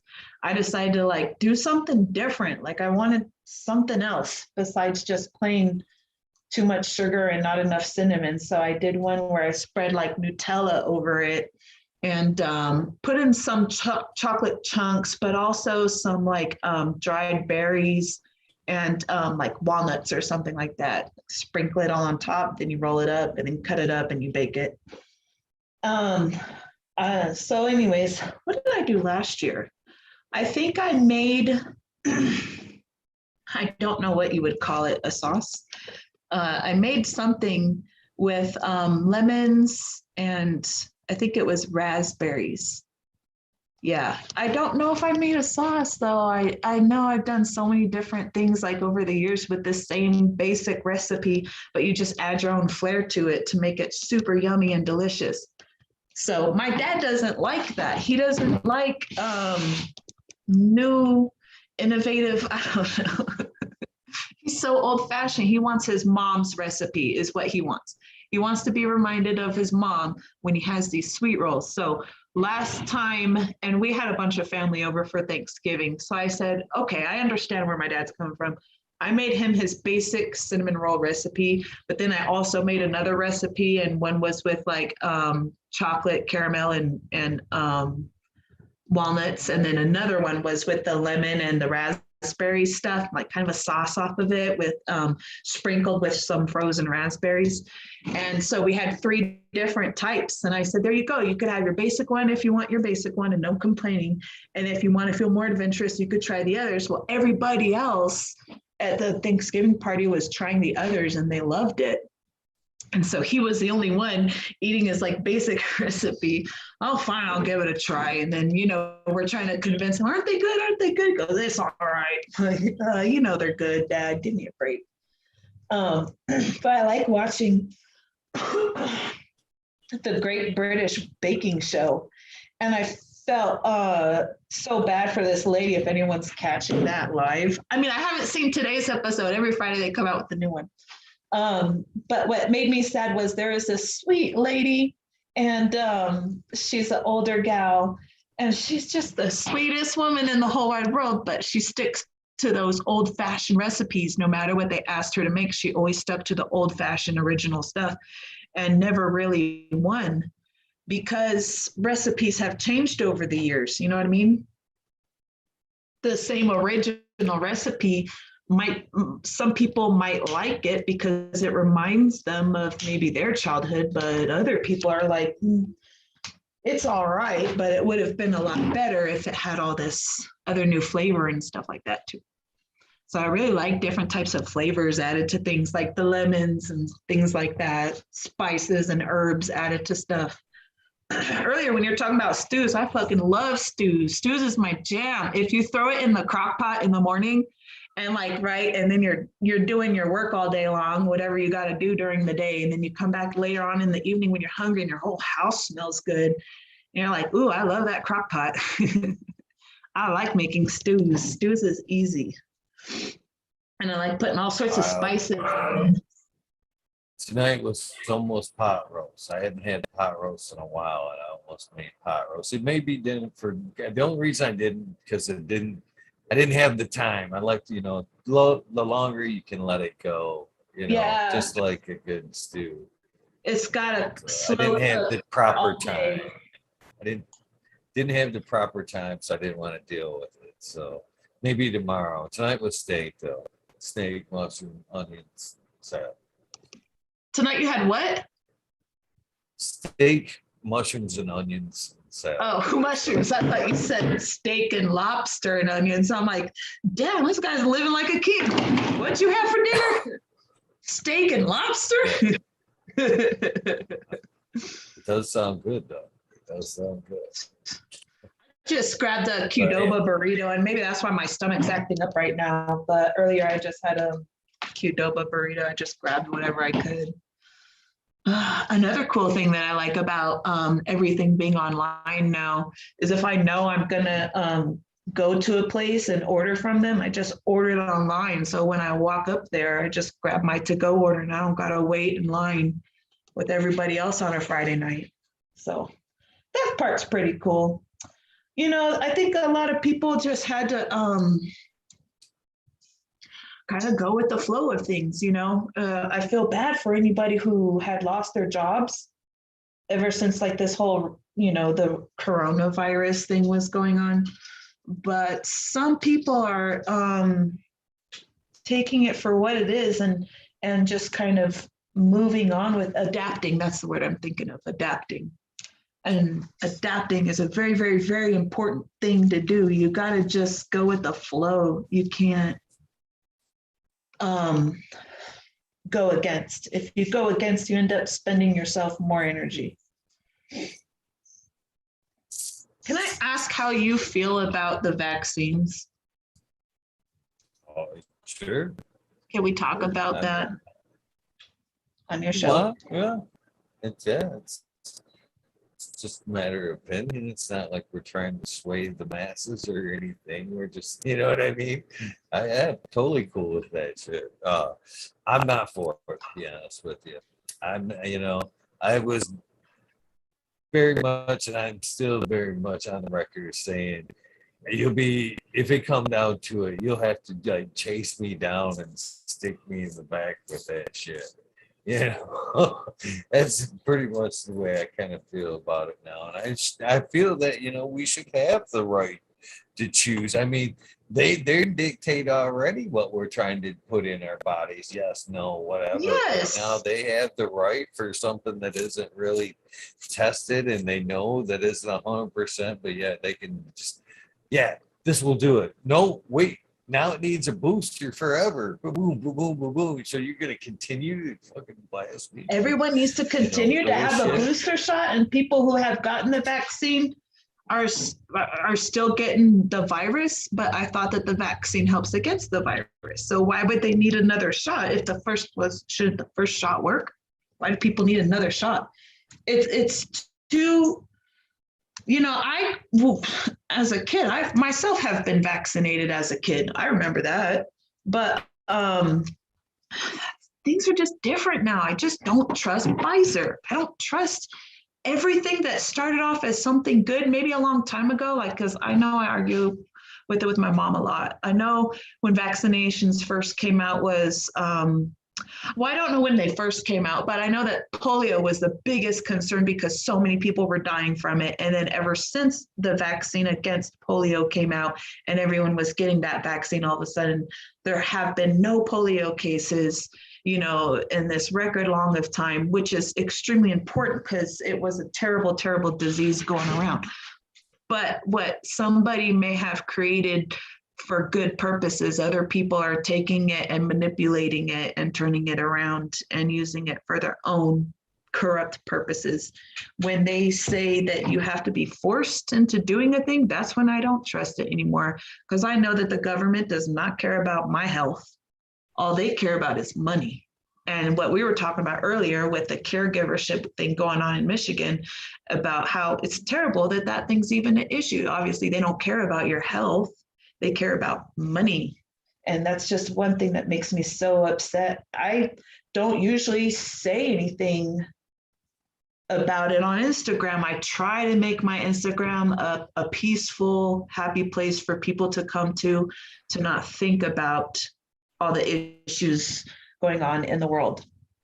But today I decided that I was going to share my belief, and I know I've gotten a few people wrote back to that saying, you know, disagreeing.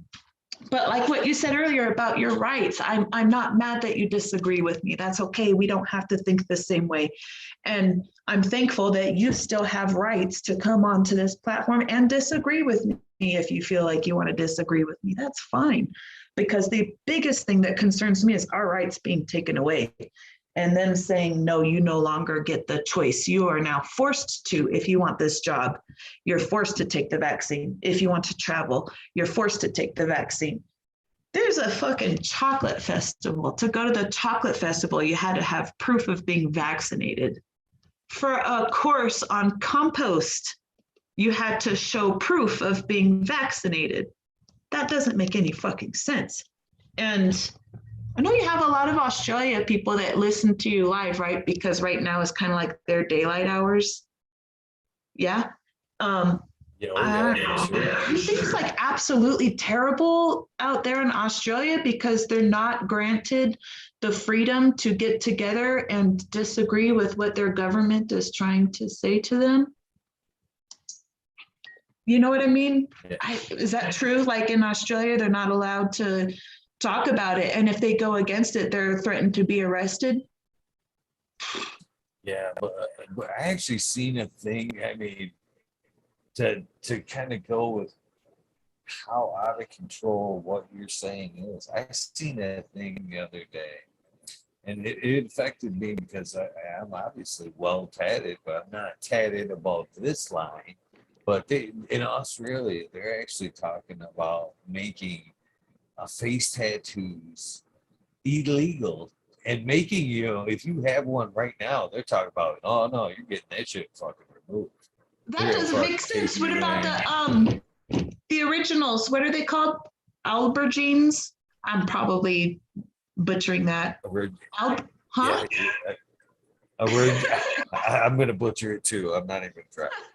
Yeah. Originals, they had their whole entire face tattooed, right? I'm calling them the originals. That's a terrible name. Natives. Aborigines. Just give me a moment. I'll come up with good words. The natives.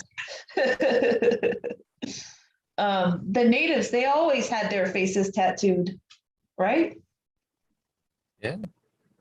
I don't think native that cultures, they tattoo. Okay, so I was looking at this thing about tattoos and like kind of the history of it all. And at first, people were doing it with their tribes to say, I'm with this tribe or I'm from this area. So that's why they had these certain tattoos, even on their face. But then it turned into, I forgot which country. But a country started a thing where they were tattooing someone if they were going to jail or if they were arrested and they were in jail. They would get a certain tattoo on them. So even if they were free from jail one day, they still had this tattoo on them the rest of their life. So then tattoos became associated with criminals. And then even in like Japan, even today, you're not allowed in certain baths if you're having tattoos. Oh, yeah. Because they're associating you with being criminal. That's crazy. A tattoo on your face to say that you have been vaccinated, or a tattoo on your face for what? Sorry. Well, they're saying no tattoos at all on your face. It's just against the law. What the fuck? Are they gonna arrest you for having okay, sorry. I know I'm American and I gotta be very careful about my opinions. That's fucked up. That's fucked I up. thought so too. You know what my husband tells me the difference between us and Australia is that they had their guns taken away.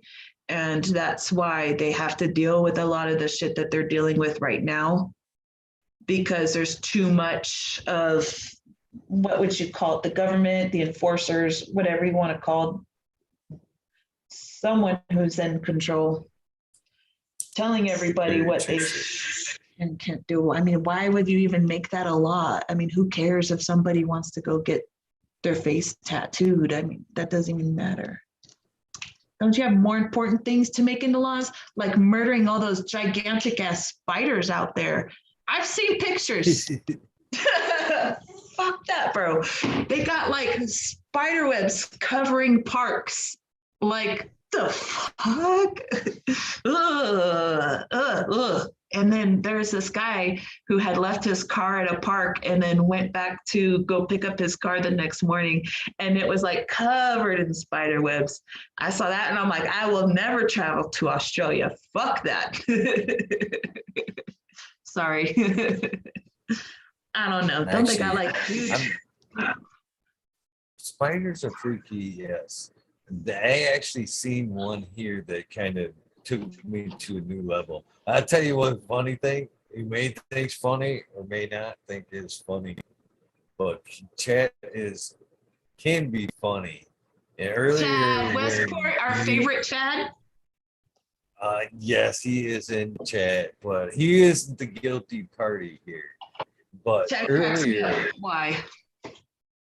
Earlier when you seen the spider, they were trying to get me to tell you it was crawling up your shoulder. They're like, it'd be totally funny if you Not go when and I'm on tell her shrooms, it's man, crawling on her. I'm still like, I I'm looking at that thing. thought Like, I okay, his can't guts do are there. His guts are here. I think I'm good. But now I'm just like anything that moves. I'm just like, ugh. Is that a spider? That's the one thing that I don't want to do. Like when I'm doing shrooms, is a big enough dose where I'm seeing things that aren't really there.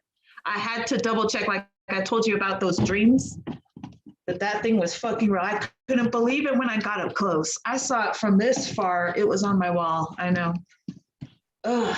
some of the best experiences that I've ever had on mushrooms have been sleeps, a fairly good dose, and just fall out for the night or a few hours during peak, and just had like lucid fucking amazing dreams. Woke up in just the best mood. One time I woke up like midway during the peak part of it and couldn't really tell if I was still sleeping or awake. It was like stuck in that, I don't know if this is real or not yet kind of phase. It took about You were seeing things 20 that minutes. weren't really there? No. I was awaking from like tripping balls basically. And when I woke, I wasn't fully sure if I was awake or still kind of dreaming kind of phase, just still lost in that kind of limbo phase. Hasn't gotten much worse than that, but definitely waking up very refreshed and good times. I really like I like microdosing. I don't like to take too high of doses. I'm very particular. I would like, if I was to take a really high dose, I think it would be a lot more fun if I was like out camping, out in nature or something like that. Maybe in the safety of my own home. I don't know. I just don't take a big dose. I just really like having a nice microdose and letting it seep into the tea and just sipping on it. It's real nice. But it doesn't, just because you're microdosing doesn't mean you're going to have a good time. You know what I mean? Some people could have kind of a bad time off of it. So I'd like to learn more about psychedelics and their effects on the brain. It's very interesting that you take a heroic dose and then you feel like you have a much better spiritual experience, and now you're seeing your world around you through a different lens. Same thing with when people are doing the ayahuasca trip or the DMT, like they come back from it like different, a bit rejuvenated, thinking differently. It's very important, especially for people who have like PTSD. They really need, with the right counseling, if you got the right counselor, it's not just about taking the drugs for fun, but doing it in the right environment with a good counselor to talk to you about your experiences could help you overcome some things that you have been through. Understand you will never go back to being the person you once were a long time ago. And why would you want to go back to being that person? We all got to evolve. We got to move on and learn new things. And we can't learn new things if we're not growing and evolving. And yeah, I really like doing a nice microdose. When did I ever do a crazy thing where I was like visualizing weird shit? Well, when I was in high school, like my first, well, that wasn't shrooms though. That was acid. Like, I don't know what your high school was like, but in my high school, like if you wanted drugs, you could get them easily. And everyone was doing all sorts of drugs because it was high school. There's like nothing else to do. And it was just kind of that age where I was growing up anyways, where we experimented with stuff like that. And I've always been like really into things about the brain. I got my degree in psychology. It's probably why I always liked cannabis so much, because of its effects on the brain. And I'm very weird about what your brain can do to manipulate your feelings and your environment around you, and now manifesting. And now I would like to like push that further on into channeling or using that kind of energy to help heal people. There's a lot of like mediums that are healers also, just by thinking of a person, maybe understanding what's wrong with their body, maybe recommending some certain teas or something like that. I would almost 100% think that some type of psychedelics would almost or has to play a part in the channeling type adventure in your life. I really believe through both mushrooms or any high dose psychedelic, and that's and that I don't like to, even though I do believe there's a lot of beneficial on a more structured level for LSD, don't get me wrong, but I really believe more so towards the natural mushrooms, ayahuasca, that type of thing, that when you're going through that phase rather, your mind is adjusting to different frequencies, different understandings, possibly even different dimensions, where like the Akashic records and everything there lies. But that's what sets people that have that ability aside, is because they are able to change that frequency. You know what I mean? And tap into that to where we're probably all capable, if we were to train and attune our mind to such beliefs, but most people don't want to believe that that's possible. So and that's the one thing holding all of us back. That's the one thing holding all of us back is our own beliefs into thinking anything. I always, like, for example, I always have dreams about flying everywhere. I'm a flyer. When I dream, I fly. And I know that I'm dreaming because I can fly. And it's like, when I wake up, I think, is that possible that it can happen in real life? And it's all the power of the mind. The mind has way more power than we know that it has. And that's based because of our belief. We don't believe that our mind has this much power that it does. Most people put their beliefs on religion and miracles instead of on the thought of meditation and prayer. Praying for something, I always say, like, if I can't physically help somebody or do a thing, I pray for them. I send a little blessing to everybody who likes my shit. It's stupid. When I go through Instagram and you see all these hearts, this person gave your photo a heart and this person likes your photo. I'm like, bless you, bless you, bless you, bless you. I'm just like firing blessings to everybody on Instagram world. I believe in that. If I'm switching lanes and somebody lets me get in front of them, I send them a blessing. Bless you. I hope you have a good day. If somebody cuts me off and they're driving like an asshole, I give them a blessing. I say, you know what? I hope you don't get arrested. I hope you don't get a ticket. I hope you don't get pulled over later. I hope you don't get in a car accident. That's a blessing. But how powerful the mind can be, and what makes some people magicians when they could like levitate an object without physically touching it, or make something appear out of nowhere. Like I could say Chris Angel, but there's so many more out there that are really good. But just Chris Angel is just a well-known. Everyone knows what you're talking about when you say Chris Angel. I think that he touched on that. Maybe Jesus too, when he was walking on water, because he proved his mind was more powerful than laws and of gravity and nature. You know, anything can happen. And maybe that's probably the issue that happened with Atlantis. Those people were a little bit too smart. There may have been like some studies or something that they were playing around with, and some accident happened and they all blew up and had a great flood and destroyed their own civilization. And these days it's like we're not allowed to be too smart. We're not allowed to know that we have the same powers that Jesus did.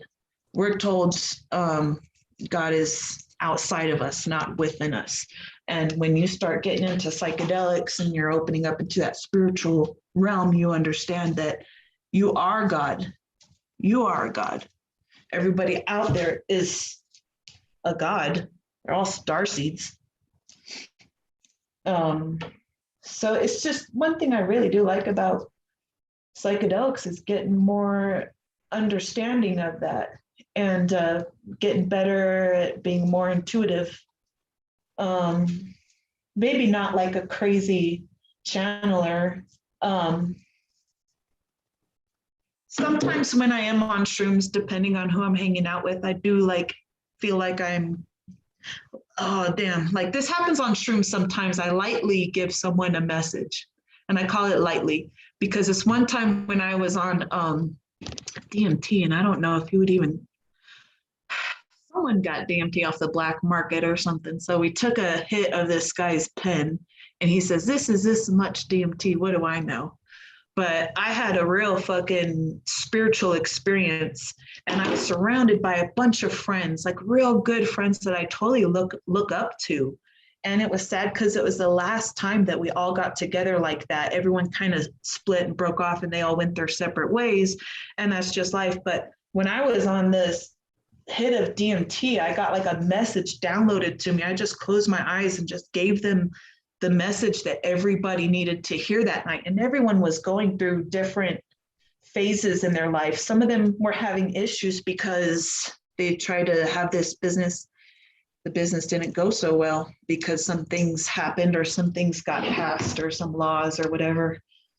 And their businesses is crashing down. And for other people, they're starting a new situation where they're getting ready to move somewhere.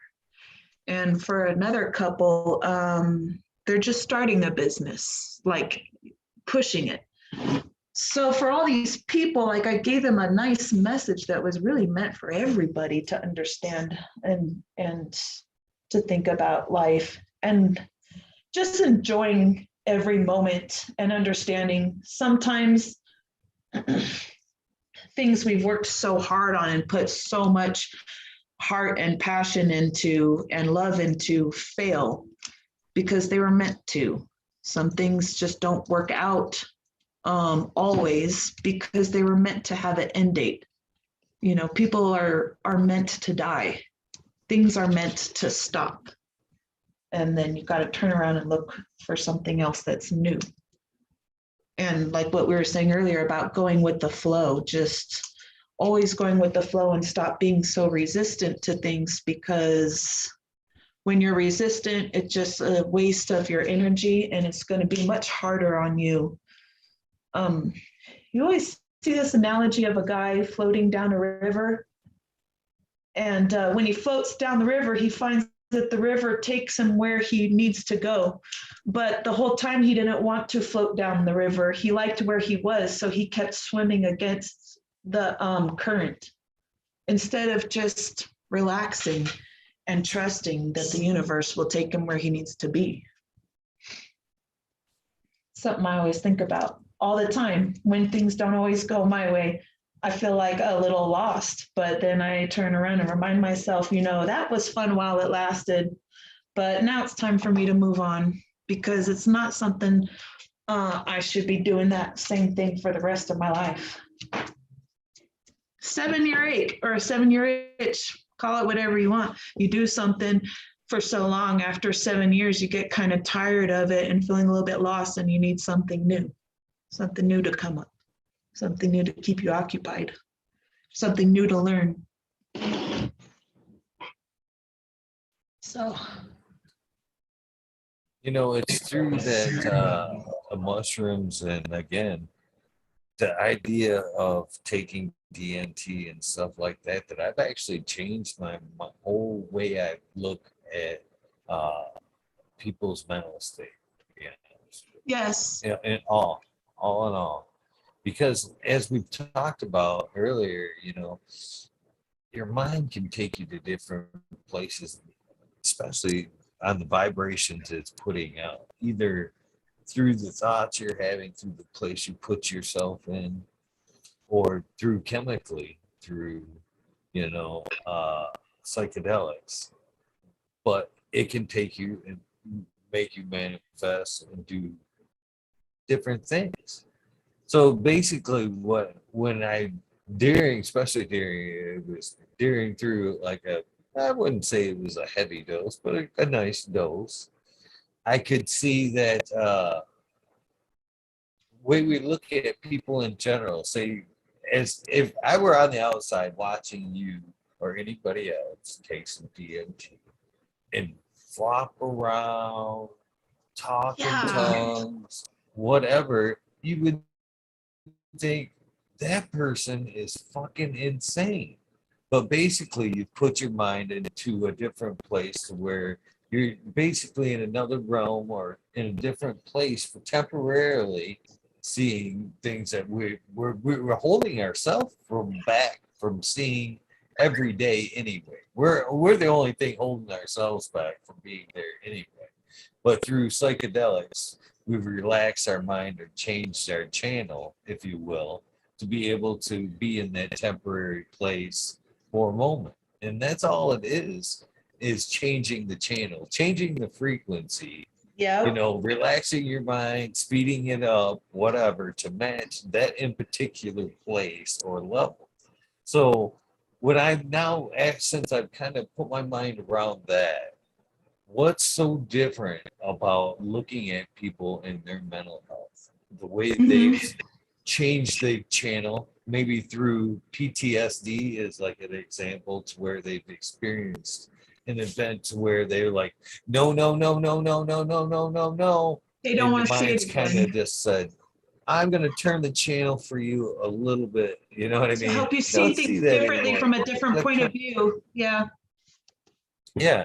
So when we see these people that are necessarily that society has labeled crazy, you know what I mean? The people that are naturally stuck in that place, who's to say somewhere along the line, or possibly even born that way, they are in that place that we take ourselves to through psychedelics or DMT, they're locked in that wave.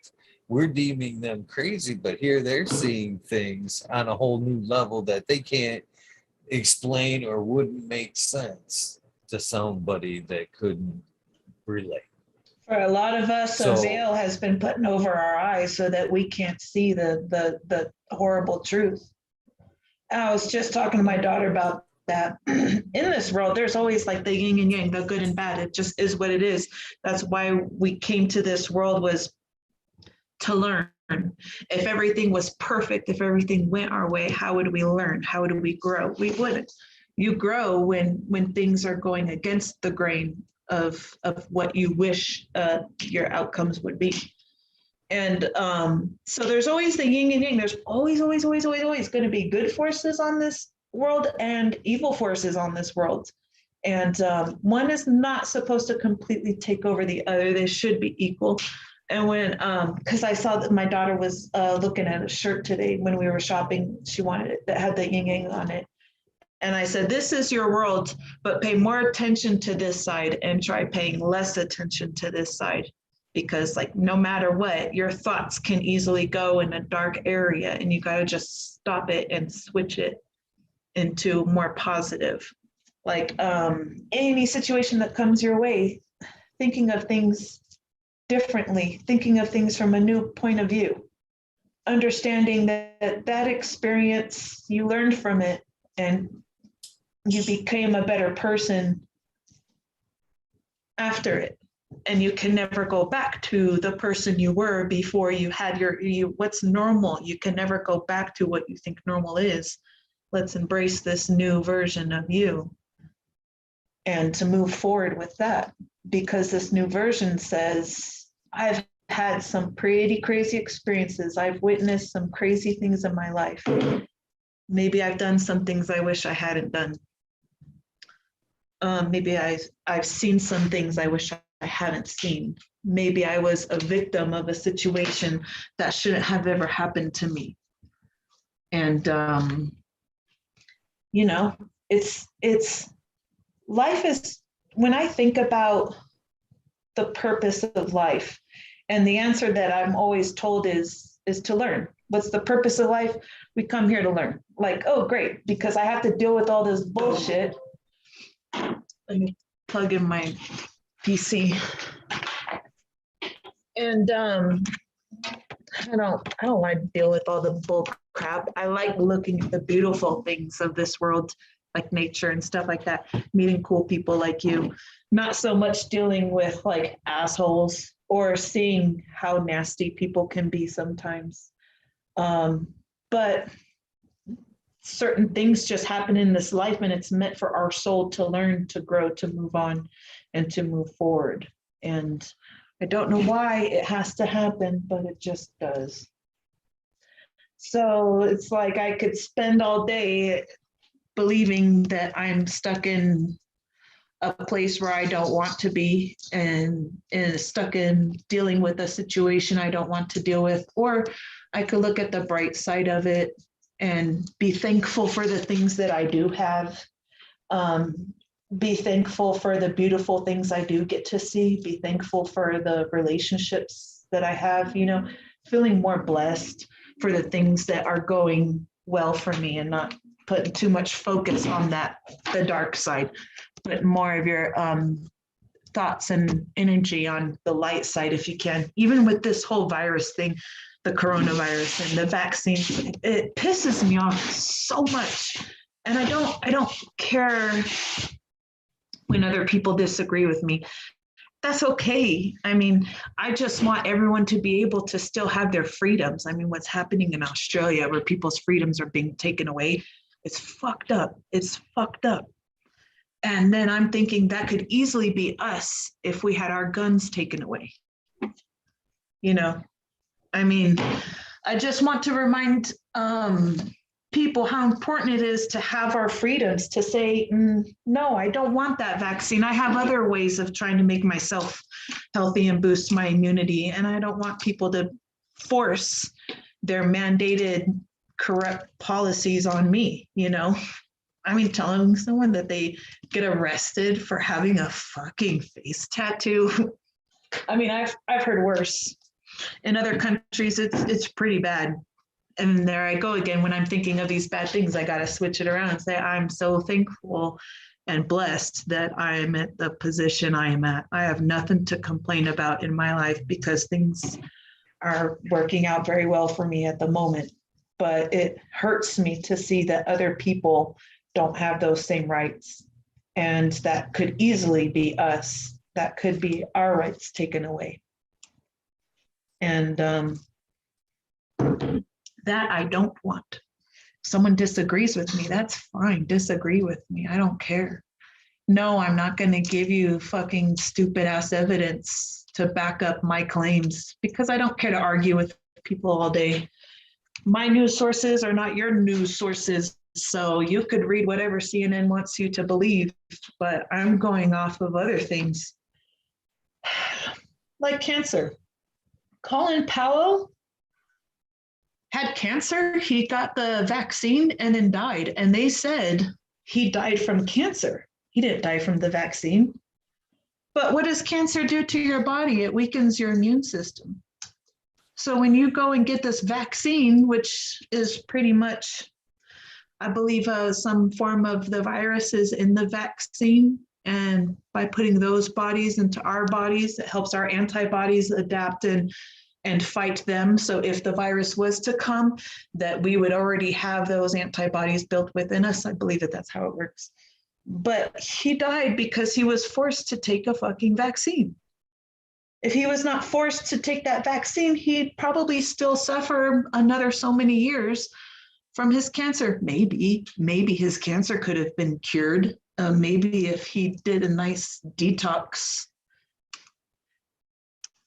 Who knows? I'm not. It's just a lot of these companies that are putting this stuff out aren't necessarily been forthright with us over the years.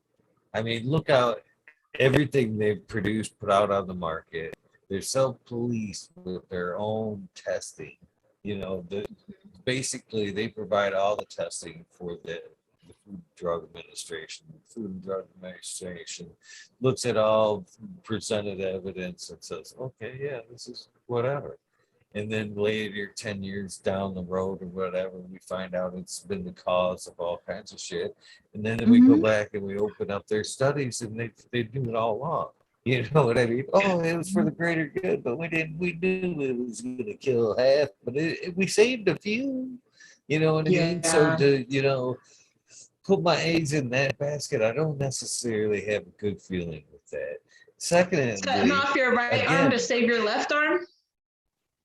I've come to a point in my life, and again, it was right around the spirituality turn in my life, where I've kind of thought about, and I've said this a number of times too.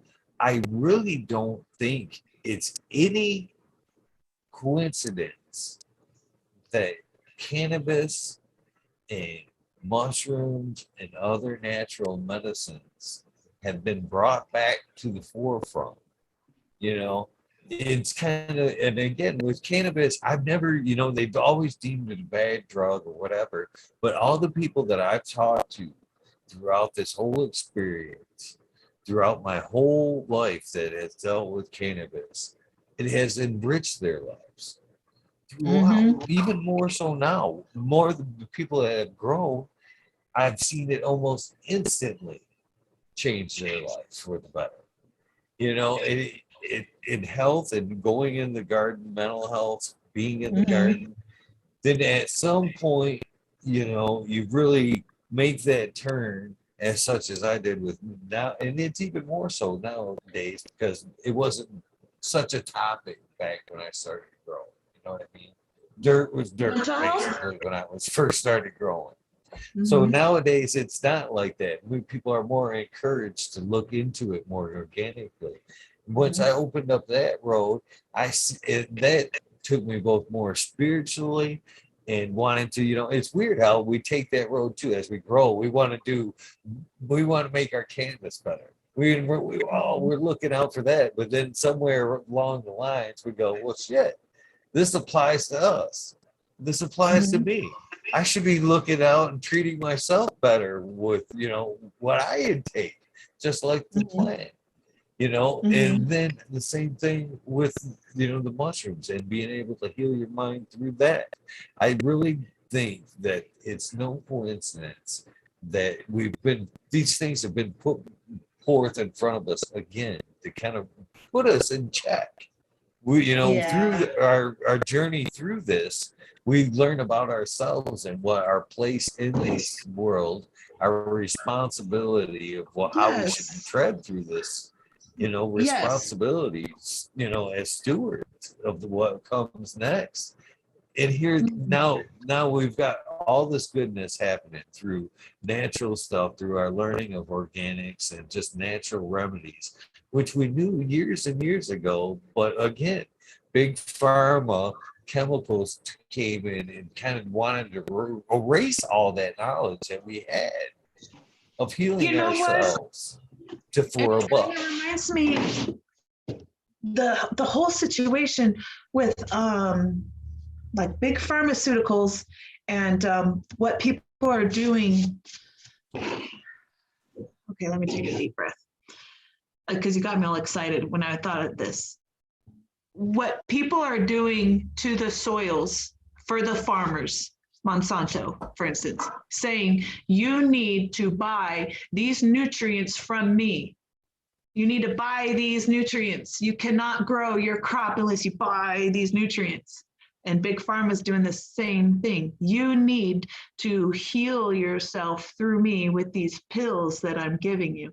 You cannot heal yourself unless you buy these pills off of me. My husband's a veteran, and it's very frustrating when the VA is so uninterested in hearing any of his accomplishments through his PTSD when he is on cannabis versus, or even when he does some microdoses of shrooms, and he doesn't even shroom often, but he's taken enough trips to know that there is more to this life than the past that haunts him. And then what bothers me is the same companies sitting here trying to sell to us their medicine, their cure. It's like, what we need to do is go back to nature, because nature provided everything that we needed. And same thing with growing any plants, any crops. Nature already provides everything that you need. If you need calcium, magnesium, excuse me, that burrito's coming up. Calcium, magnesium, nitrogen, phosphorus, ashes, minerals, worm doo-doos, poop from all sorts of animals. Needs a lot of poop from animals. I don't know what's up with poop, but when I think of like organic growing, it's all poop, man. Poop, poop, poop. Nature is already providing everything that we need. So once we go back to regenerative farming and making our own inputs out of like already plant material that we had gathered, or kind of just maybe letting things be, letting plants just kind of grow around other certain plants because they're providing that fix that needs to happen in the soil.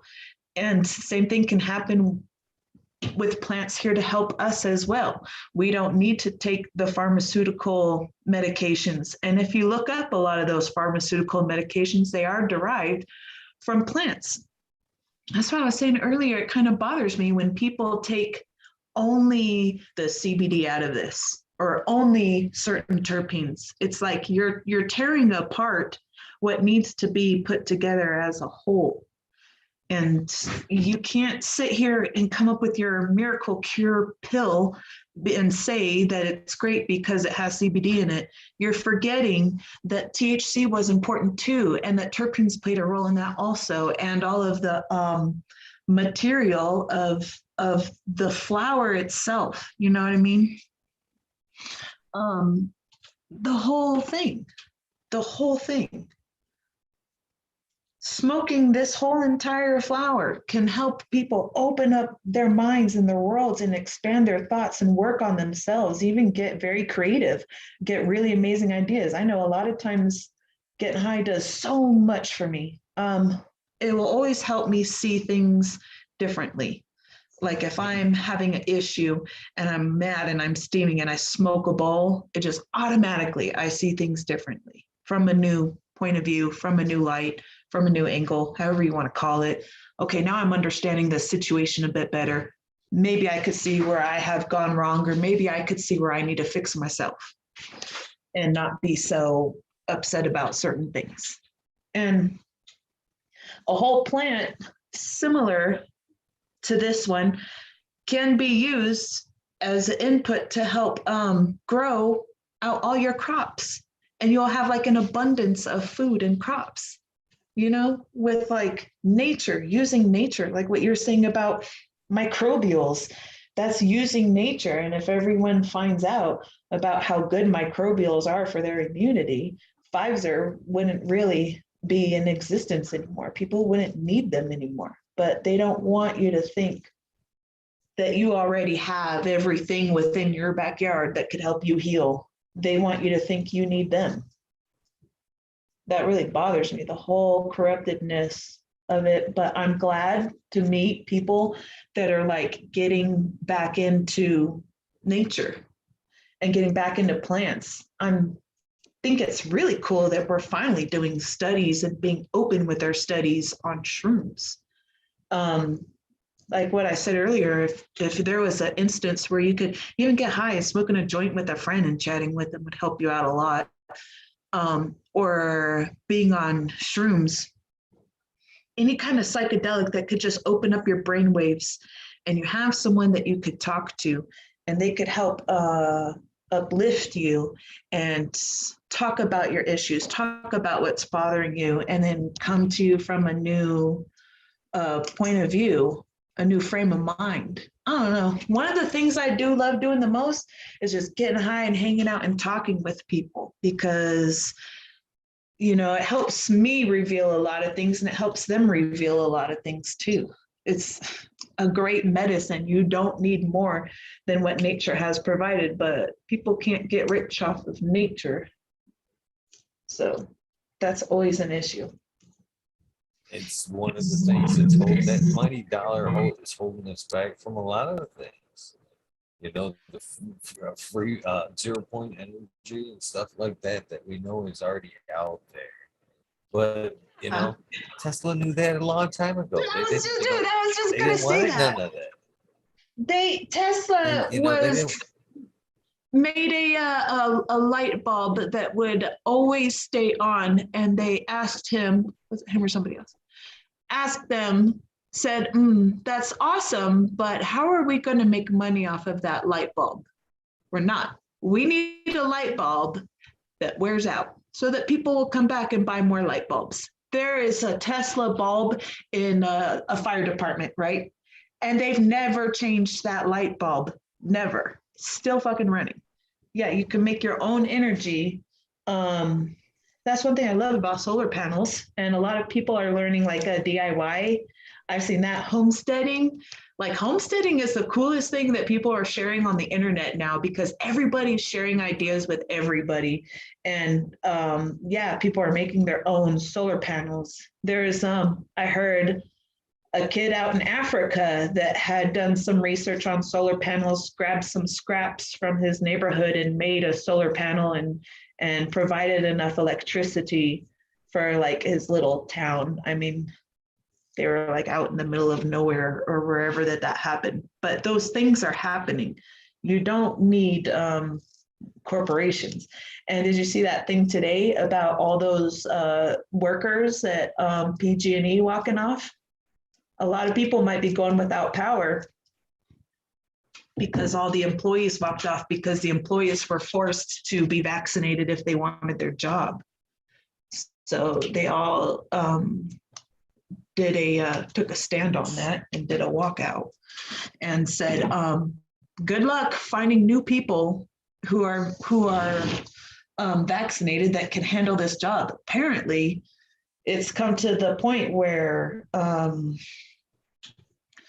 your skills don't matter. How long you've been working for doing a same thing doesn't matter. Your education doesn't matter. The only thing that matters is, are you vaccinated or not? great, go here, do that job, you know. I was like trying to look for jobs. Not that I really wanted one, but like my badge is kind of expiring. Here we go again, back and forth. I know I don't want to work in the industry, but I do kind of miss being out and hanging out with people and doing something else other than worrying about what's going on in my own garden. I thought that maybe I could get a job, and I've had a few people call me back, but the first thing that they ask is, are you vaccinated, or are you willing to go get vaccinated to get this job? And I said, no, you guys are taking away our freedoms by forcing your employees to be vaccinated. And one person has said it might be an insurance thing. I don't know whose agenda, who's telling all these corporations and all these business people to make your employees be vaccinated, or your employees have to be fired. Who's telling them that they have to do that now? I would say that's the government that gave all that free money throughout this whole thing, and now they're saying, well, dude, play along or pay back, I believe is being what's being done. Oh, yeah. That's my opinion. I don't understand why someone's got to be vaccinated just to water plants all day. To water plants all day, like you're not even around anybody else. You're off in the room by yourself watering plants. I don't get it. I know some people probably got vaccinated and they're like, yeah, it's no big deal. But all I'm saying is when things are getting mandated, it's just messed up when they're forcing everybody to do a thing that people don't necessarily agree is the right thing. That's so wrong. I am almost done with this plant. Not really. I still have a lot more to go through. I'm probably going to be here all night finishing up this thing. I'm not even like really doing a trim job. I just wanted to get like the big leaves off so that I could jar this up, because they're already starting to get Colorado crisp. So Colorado crisp. oh well, because it's I guess humid. that's a term you need to explain. We don't have high humidity out here right now this time of year anyways, depending on where in Colorado you live. If you're near where there's like a lot of snow, or if you live near a huge body of water, then you'd be a lot more humid in your environment. But for most of the Front Range of Colorado, when it's not snowing, we are not that humid at all. Like I think it's like 30%.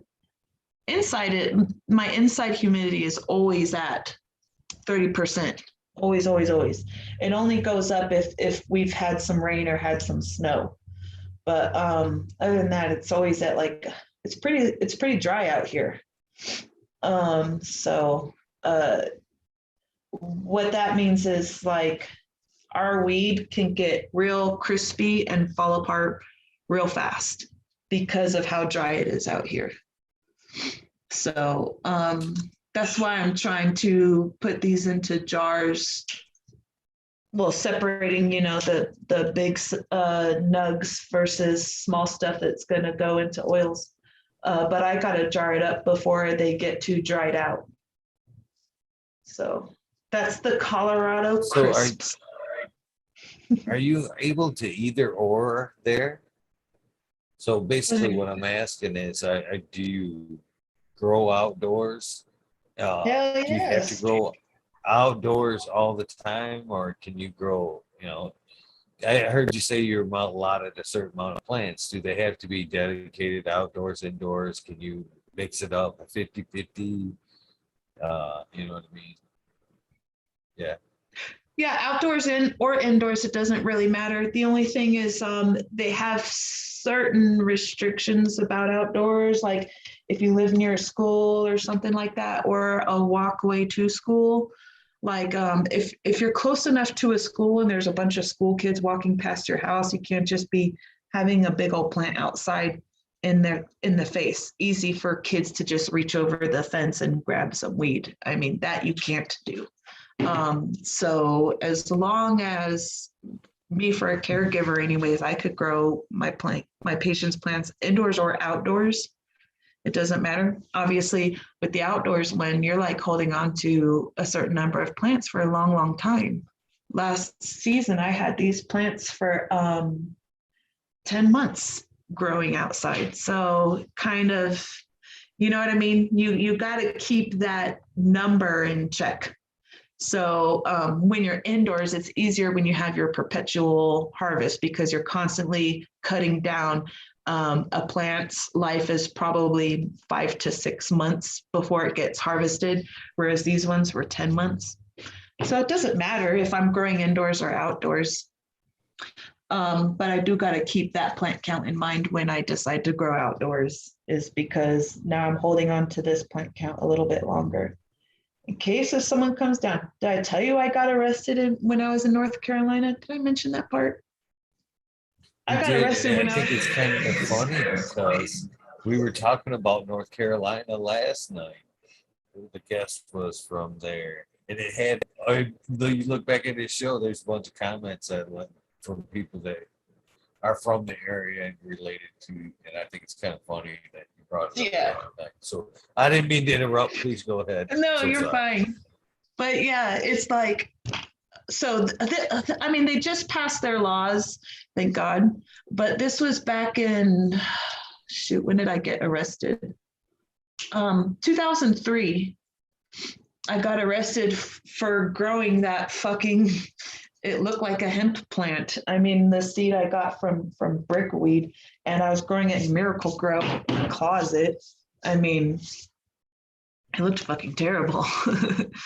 And that fucking sucked, getting arrested for that. And it does kind of, I don't want that to ever happen again. And depending on which weed I smoke, I might be super paranoid about it. But I stayed away from certain strains. I mean, I know I smell them and I get excited, but then I think, I'm going to be so paranoid later if I smoke that. So I can't have that strain. But I do think about it constantly. Like, that's why I just want to keep my stuff in check. Like, I want to make sure I got my patients, I got their plant count, I'm not doing anything wrong, I got everything good so far. As far as being a caregiver goes, I mean, the only other option, if you're not being a caregiver and you're trying to be legal so you don't get busted, is to get licensed, but that you need at least $500,000 just to have a setup to be, and it's a lotto. So you might win that license, or you might do all this planning, all this building, all this gathering of people and situations, and you've got a nice thing set up all ready to rock and roll, but you didn't win that lotto ticket, you know, so you don't get your license. So all of that just goes to nothing. And it's such a gamble. It's messed up the way that they do that. I know in Oklahoma, they were like way more relaxed about the rules. And that's why so many people flooded to Oklahoma, because they didn't have to pay these ridiculous prices. If you want to do hemp's like way cheaper. You could say, and this is what I heard, if you were a caregiver, then your caregiver plants are over here on this section. And if you wanted to grow hemp as well and do the hemp license, is only $500. But you still have to be tested, because if your stuff is above a certain percentage for THC, you have to chop it all down. So people who grow hemp, they either got really great genetics by now, or they're cutting it early, like they chop it down early. So if you want to do hemp, I mean, it's pretty easy, $500. And you could say, this section of my yard is for hemp, and don't worry about what's going on over there at that section. That section over there is like, I'm a caregiver and those are for my patients. But this section over here is for hemp only. I heard you can do that. And the people that come out to test your plants will only go to that section that you said was just for them. And that's what your license says, this area right here. So that's how that works. I'd like to grow hemp. Might be an idea later on down the road. I don't know. I'm open to whatever works out for me, I guess. I think it isn't a bad thing if we can get the aerial view used to seeing cannabis. It isn't a bad thing either if it's hemp or what form it's in. Yeah. As long as it looks good from there. I guess. The Urban Chat says, "Can you please ask what strains profiles tweak your paranoia?" What was that? Because sorry, you're cutting in and out. They're asking, basically, Hillbilly Herbs would like to know what strains or profiles tweak your paranoia. Myrcin. I think I'm pronouncing that right. Myrcin. Myrcene. When I smell it, I fucking know, man. If I fucking smell that shit, it's like, first of all, it's a good high. It's very uplifting. It's a lot of fun. Don't get me wrong. But okay, like when I first moved into this house and started growing, there was this one strain, which was the only strain I smoked all year long because I had one mother plant and I was taking a shitload of clones off of it. I didn't have like a shitload of seeds, so I didn't have variety. I just had this one fucking plant that I was always smoking for a year, and I would be so fucking paranoid about growing weed. And I'd smoke the weed that I was growing and get even more paranoid about it. And I'd smoke the weed I was growing and get even more paranoid about it. For me, and this is different for people because terpenes affect people differently. And same thing with like what terpenes might interest you right now are working for you right now, but maybe later on down the road, like say 6 months from now, or maybe a year from now, it might be a different terpene that will work better for you then because things in your life have changed or your environment has changed or maybe your diet has changed. So your terpene interests and what's best for you to take might change as well. But for me, when I smell myrcene, like, oh God, I get excited because I love the smell and I know it's a really good head high, and it gives me energy. That's one thing. If you got an uplifting weed and it gives you energy, you have to do something with that energy, because if you're just sitting there trying to relax, maybe after a long day and you're not doing anything with all that energy, it kind of turns into a paranoia. And I wouldn't say that my thoughts on it were too extreme, but for me, that was definitely fucking embarrassing, man. Woo, good stuff. I can't see chat right now because all I see is this black box of our meeting. So I can't see like the whole YouTube stuff, like when I'm usually watching YouTube shows and you can see the chat. Are you on a laptop, or there's two ways you can see the chat? If you're on a I'm on a laptop, laptop. up in the corner there, you should be able to see something that says live on YouTube, right? Yes. It's right above your If you face. drop that down, it will say view link and stream. If you click that, it'll bring up what's going on YouTube. It'll bring just like you watching it. Just pause the video and then the chat will roll. Okay.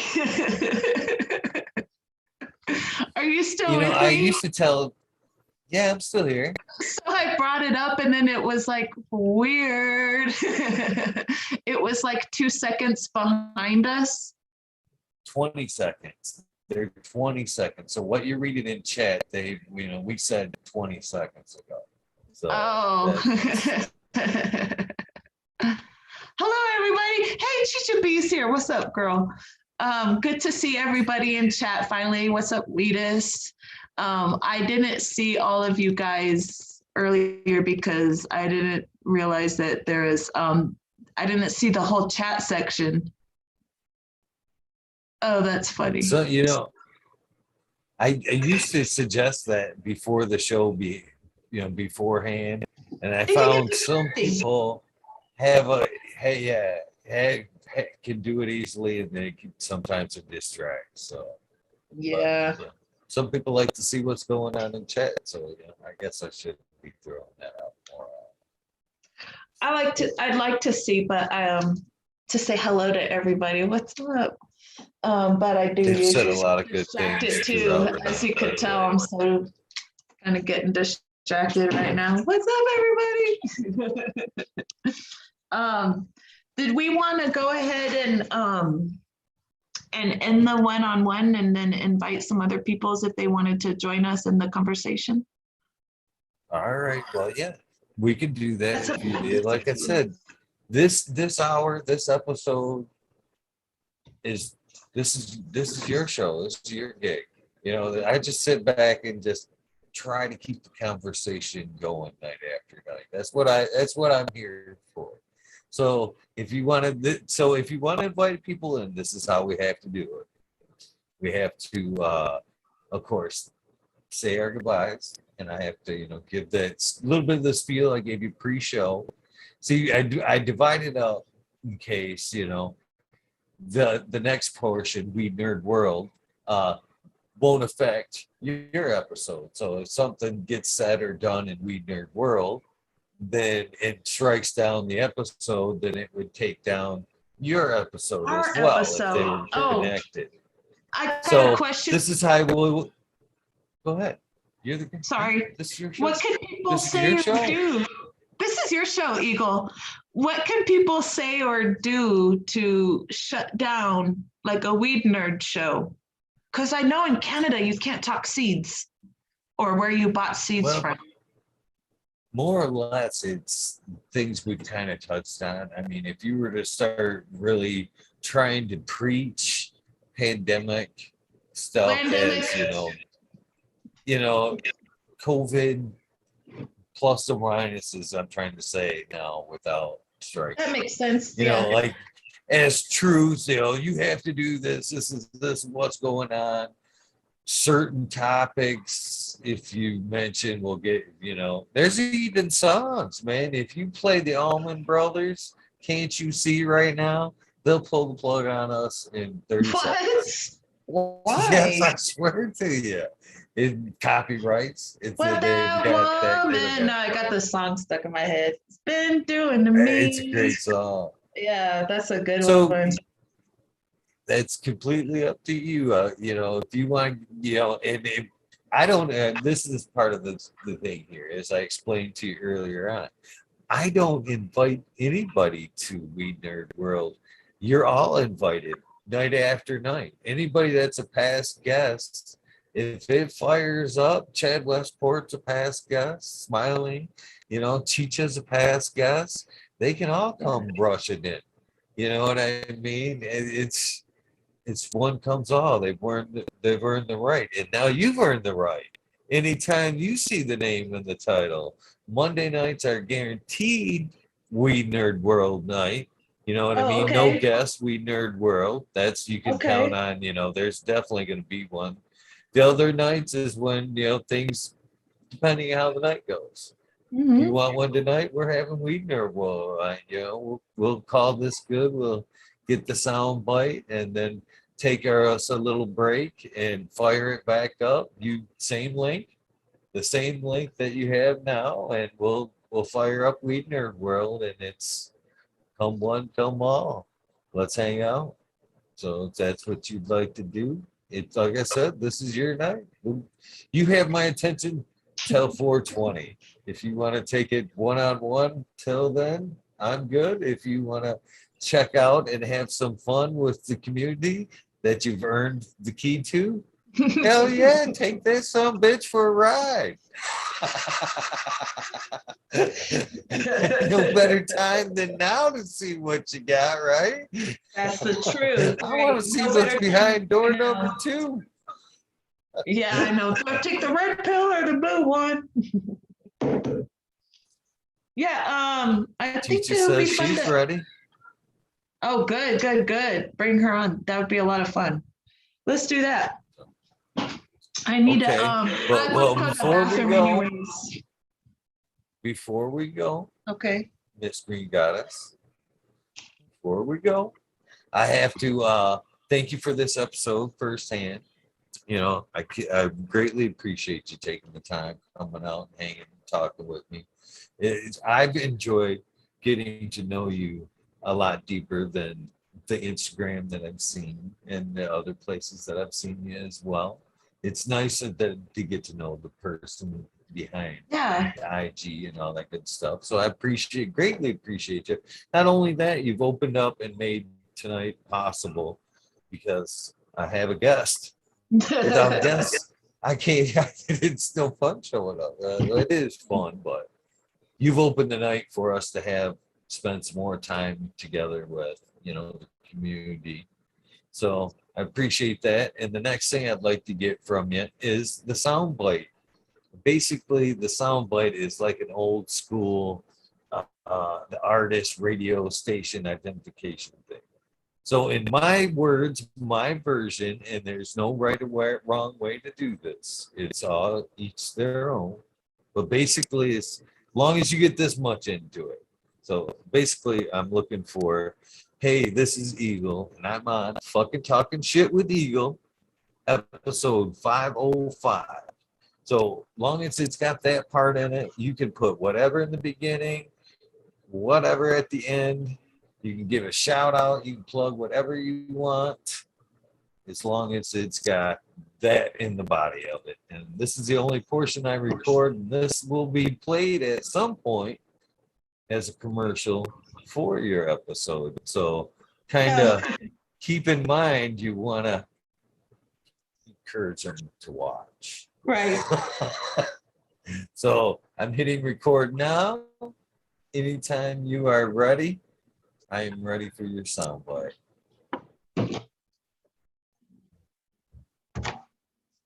What's up, everybody? This is Green's Goddess. I'm kicking it with Eagles Gardens, fucking talking shit with him, episode 505. Don't forget to samurai slash that like button. Cheers. Damn, that nailed that shit. That was professional as shit. Holy cow, Yeah, I just do that that was a often, one huh? and done right there. Thank you. That was a good one. All right. Thank you for Now, having me as a guest on your show, because I've really had a lot of fun just hanging out and getting to know you personally, because I've watched a lot of your shows with like other people. So you're hearing like a lot of people talking together, but when it's just like the one-on-one, we were able to really sit down and connect and get to know each other and see each other's interests, opinions, and thoughts. And I'm really glad that we got to take a bit of a dive into like some of the spiritual shit, because everyone can use an influence, or I don't know what word I want to use, influence to understand that there's so much more to this world around them. And weed is fucking Titanol. But what's most like important about all that is our brain and how powerful our freaking brain can be. So I'm really glad that we got to hang out. I got a lot of work done. I wouldn't have gotten all this work done. I probably would have tapped out a long time ago and said, I'll get to it tomorrow. But truth is, it's going to be crispy Colorado weed if I don't jar it up all tonight. So I'm so thankful that you had me on your show and that we got this time to do this one-on-one and like really get to know each other. And then I got to do my work in the same time. But now that I see everyone on chat, I'm just like, let's bring some people on if they want to come in on talk. I'd love to hang out and talk for a little while longer. 92 watching right now. That ain't bad for this time of morning. That tells you right there that they've enjoyed tonight's conversation as well. So Nice. Get that bathroom break in. I will do the same. I will refresh my tray, my drink. I will see you back in, say, 5 minutes. I will be back on. That's no commitment for you. You can join in 5-10 minutes, whenever you're ready to come back on. But I will be here. We will be here, filling up and waiting for your return. So thank you very much. For those of you in chat, Thank you for tuning in. You guys know the deal. Do something nice for somebody. Random acts of kindness do change lives. Thank you for tuning in. We'll see you in the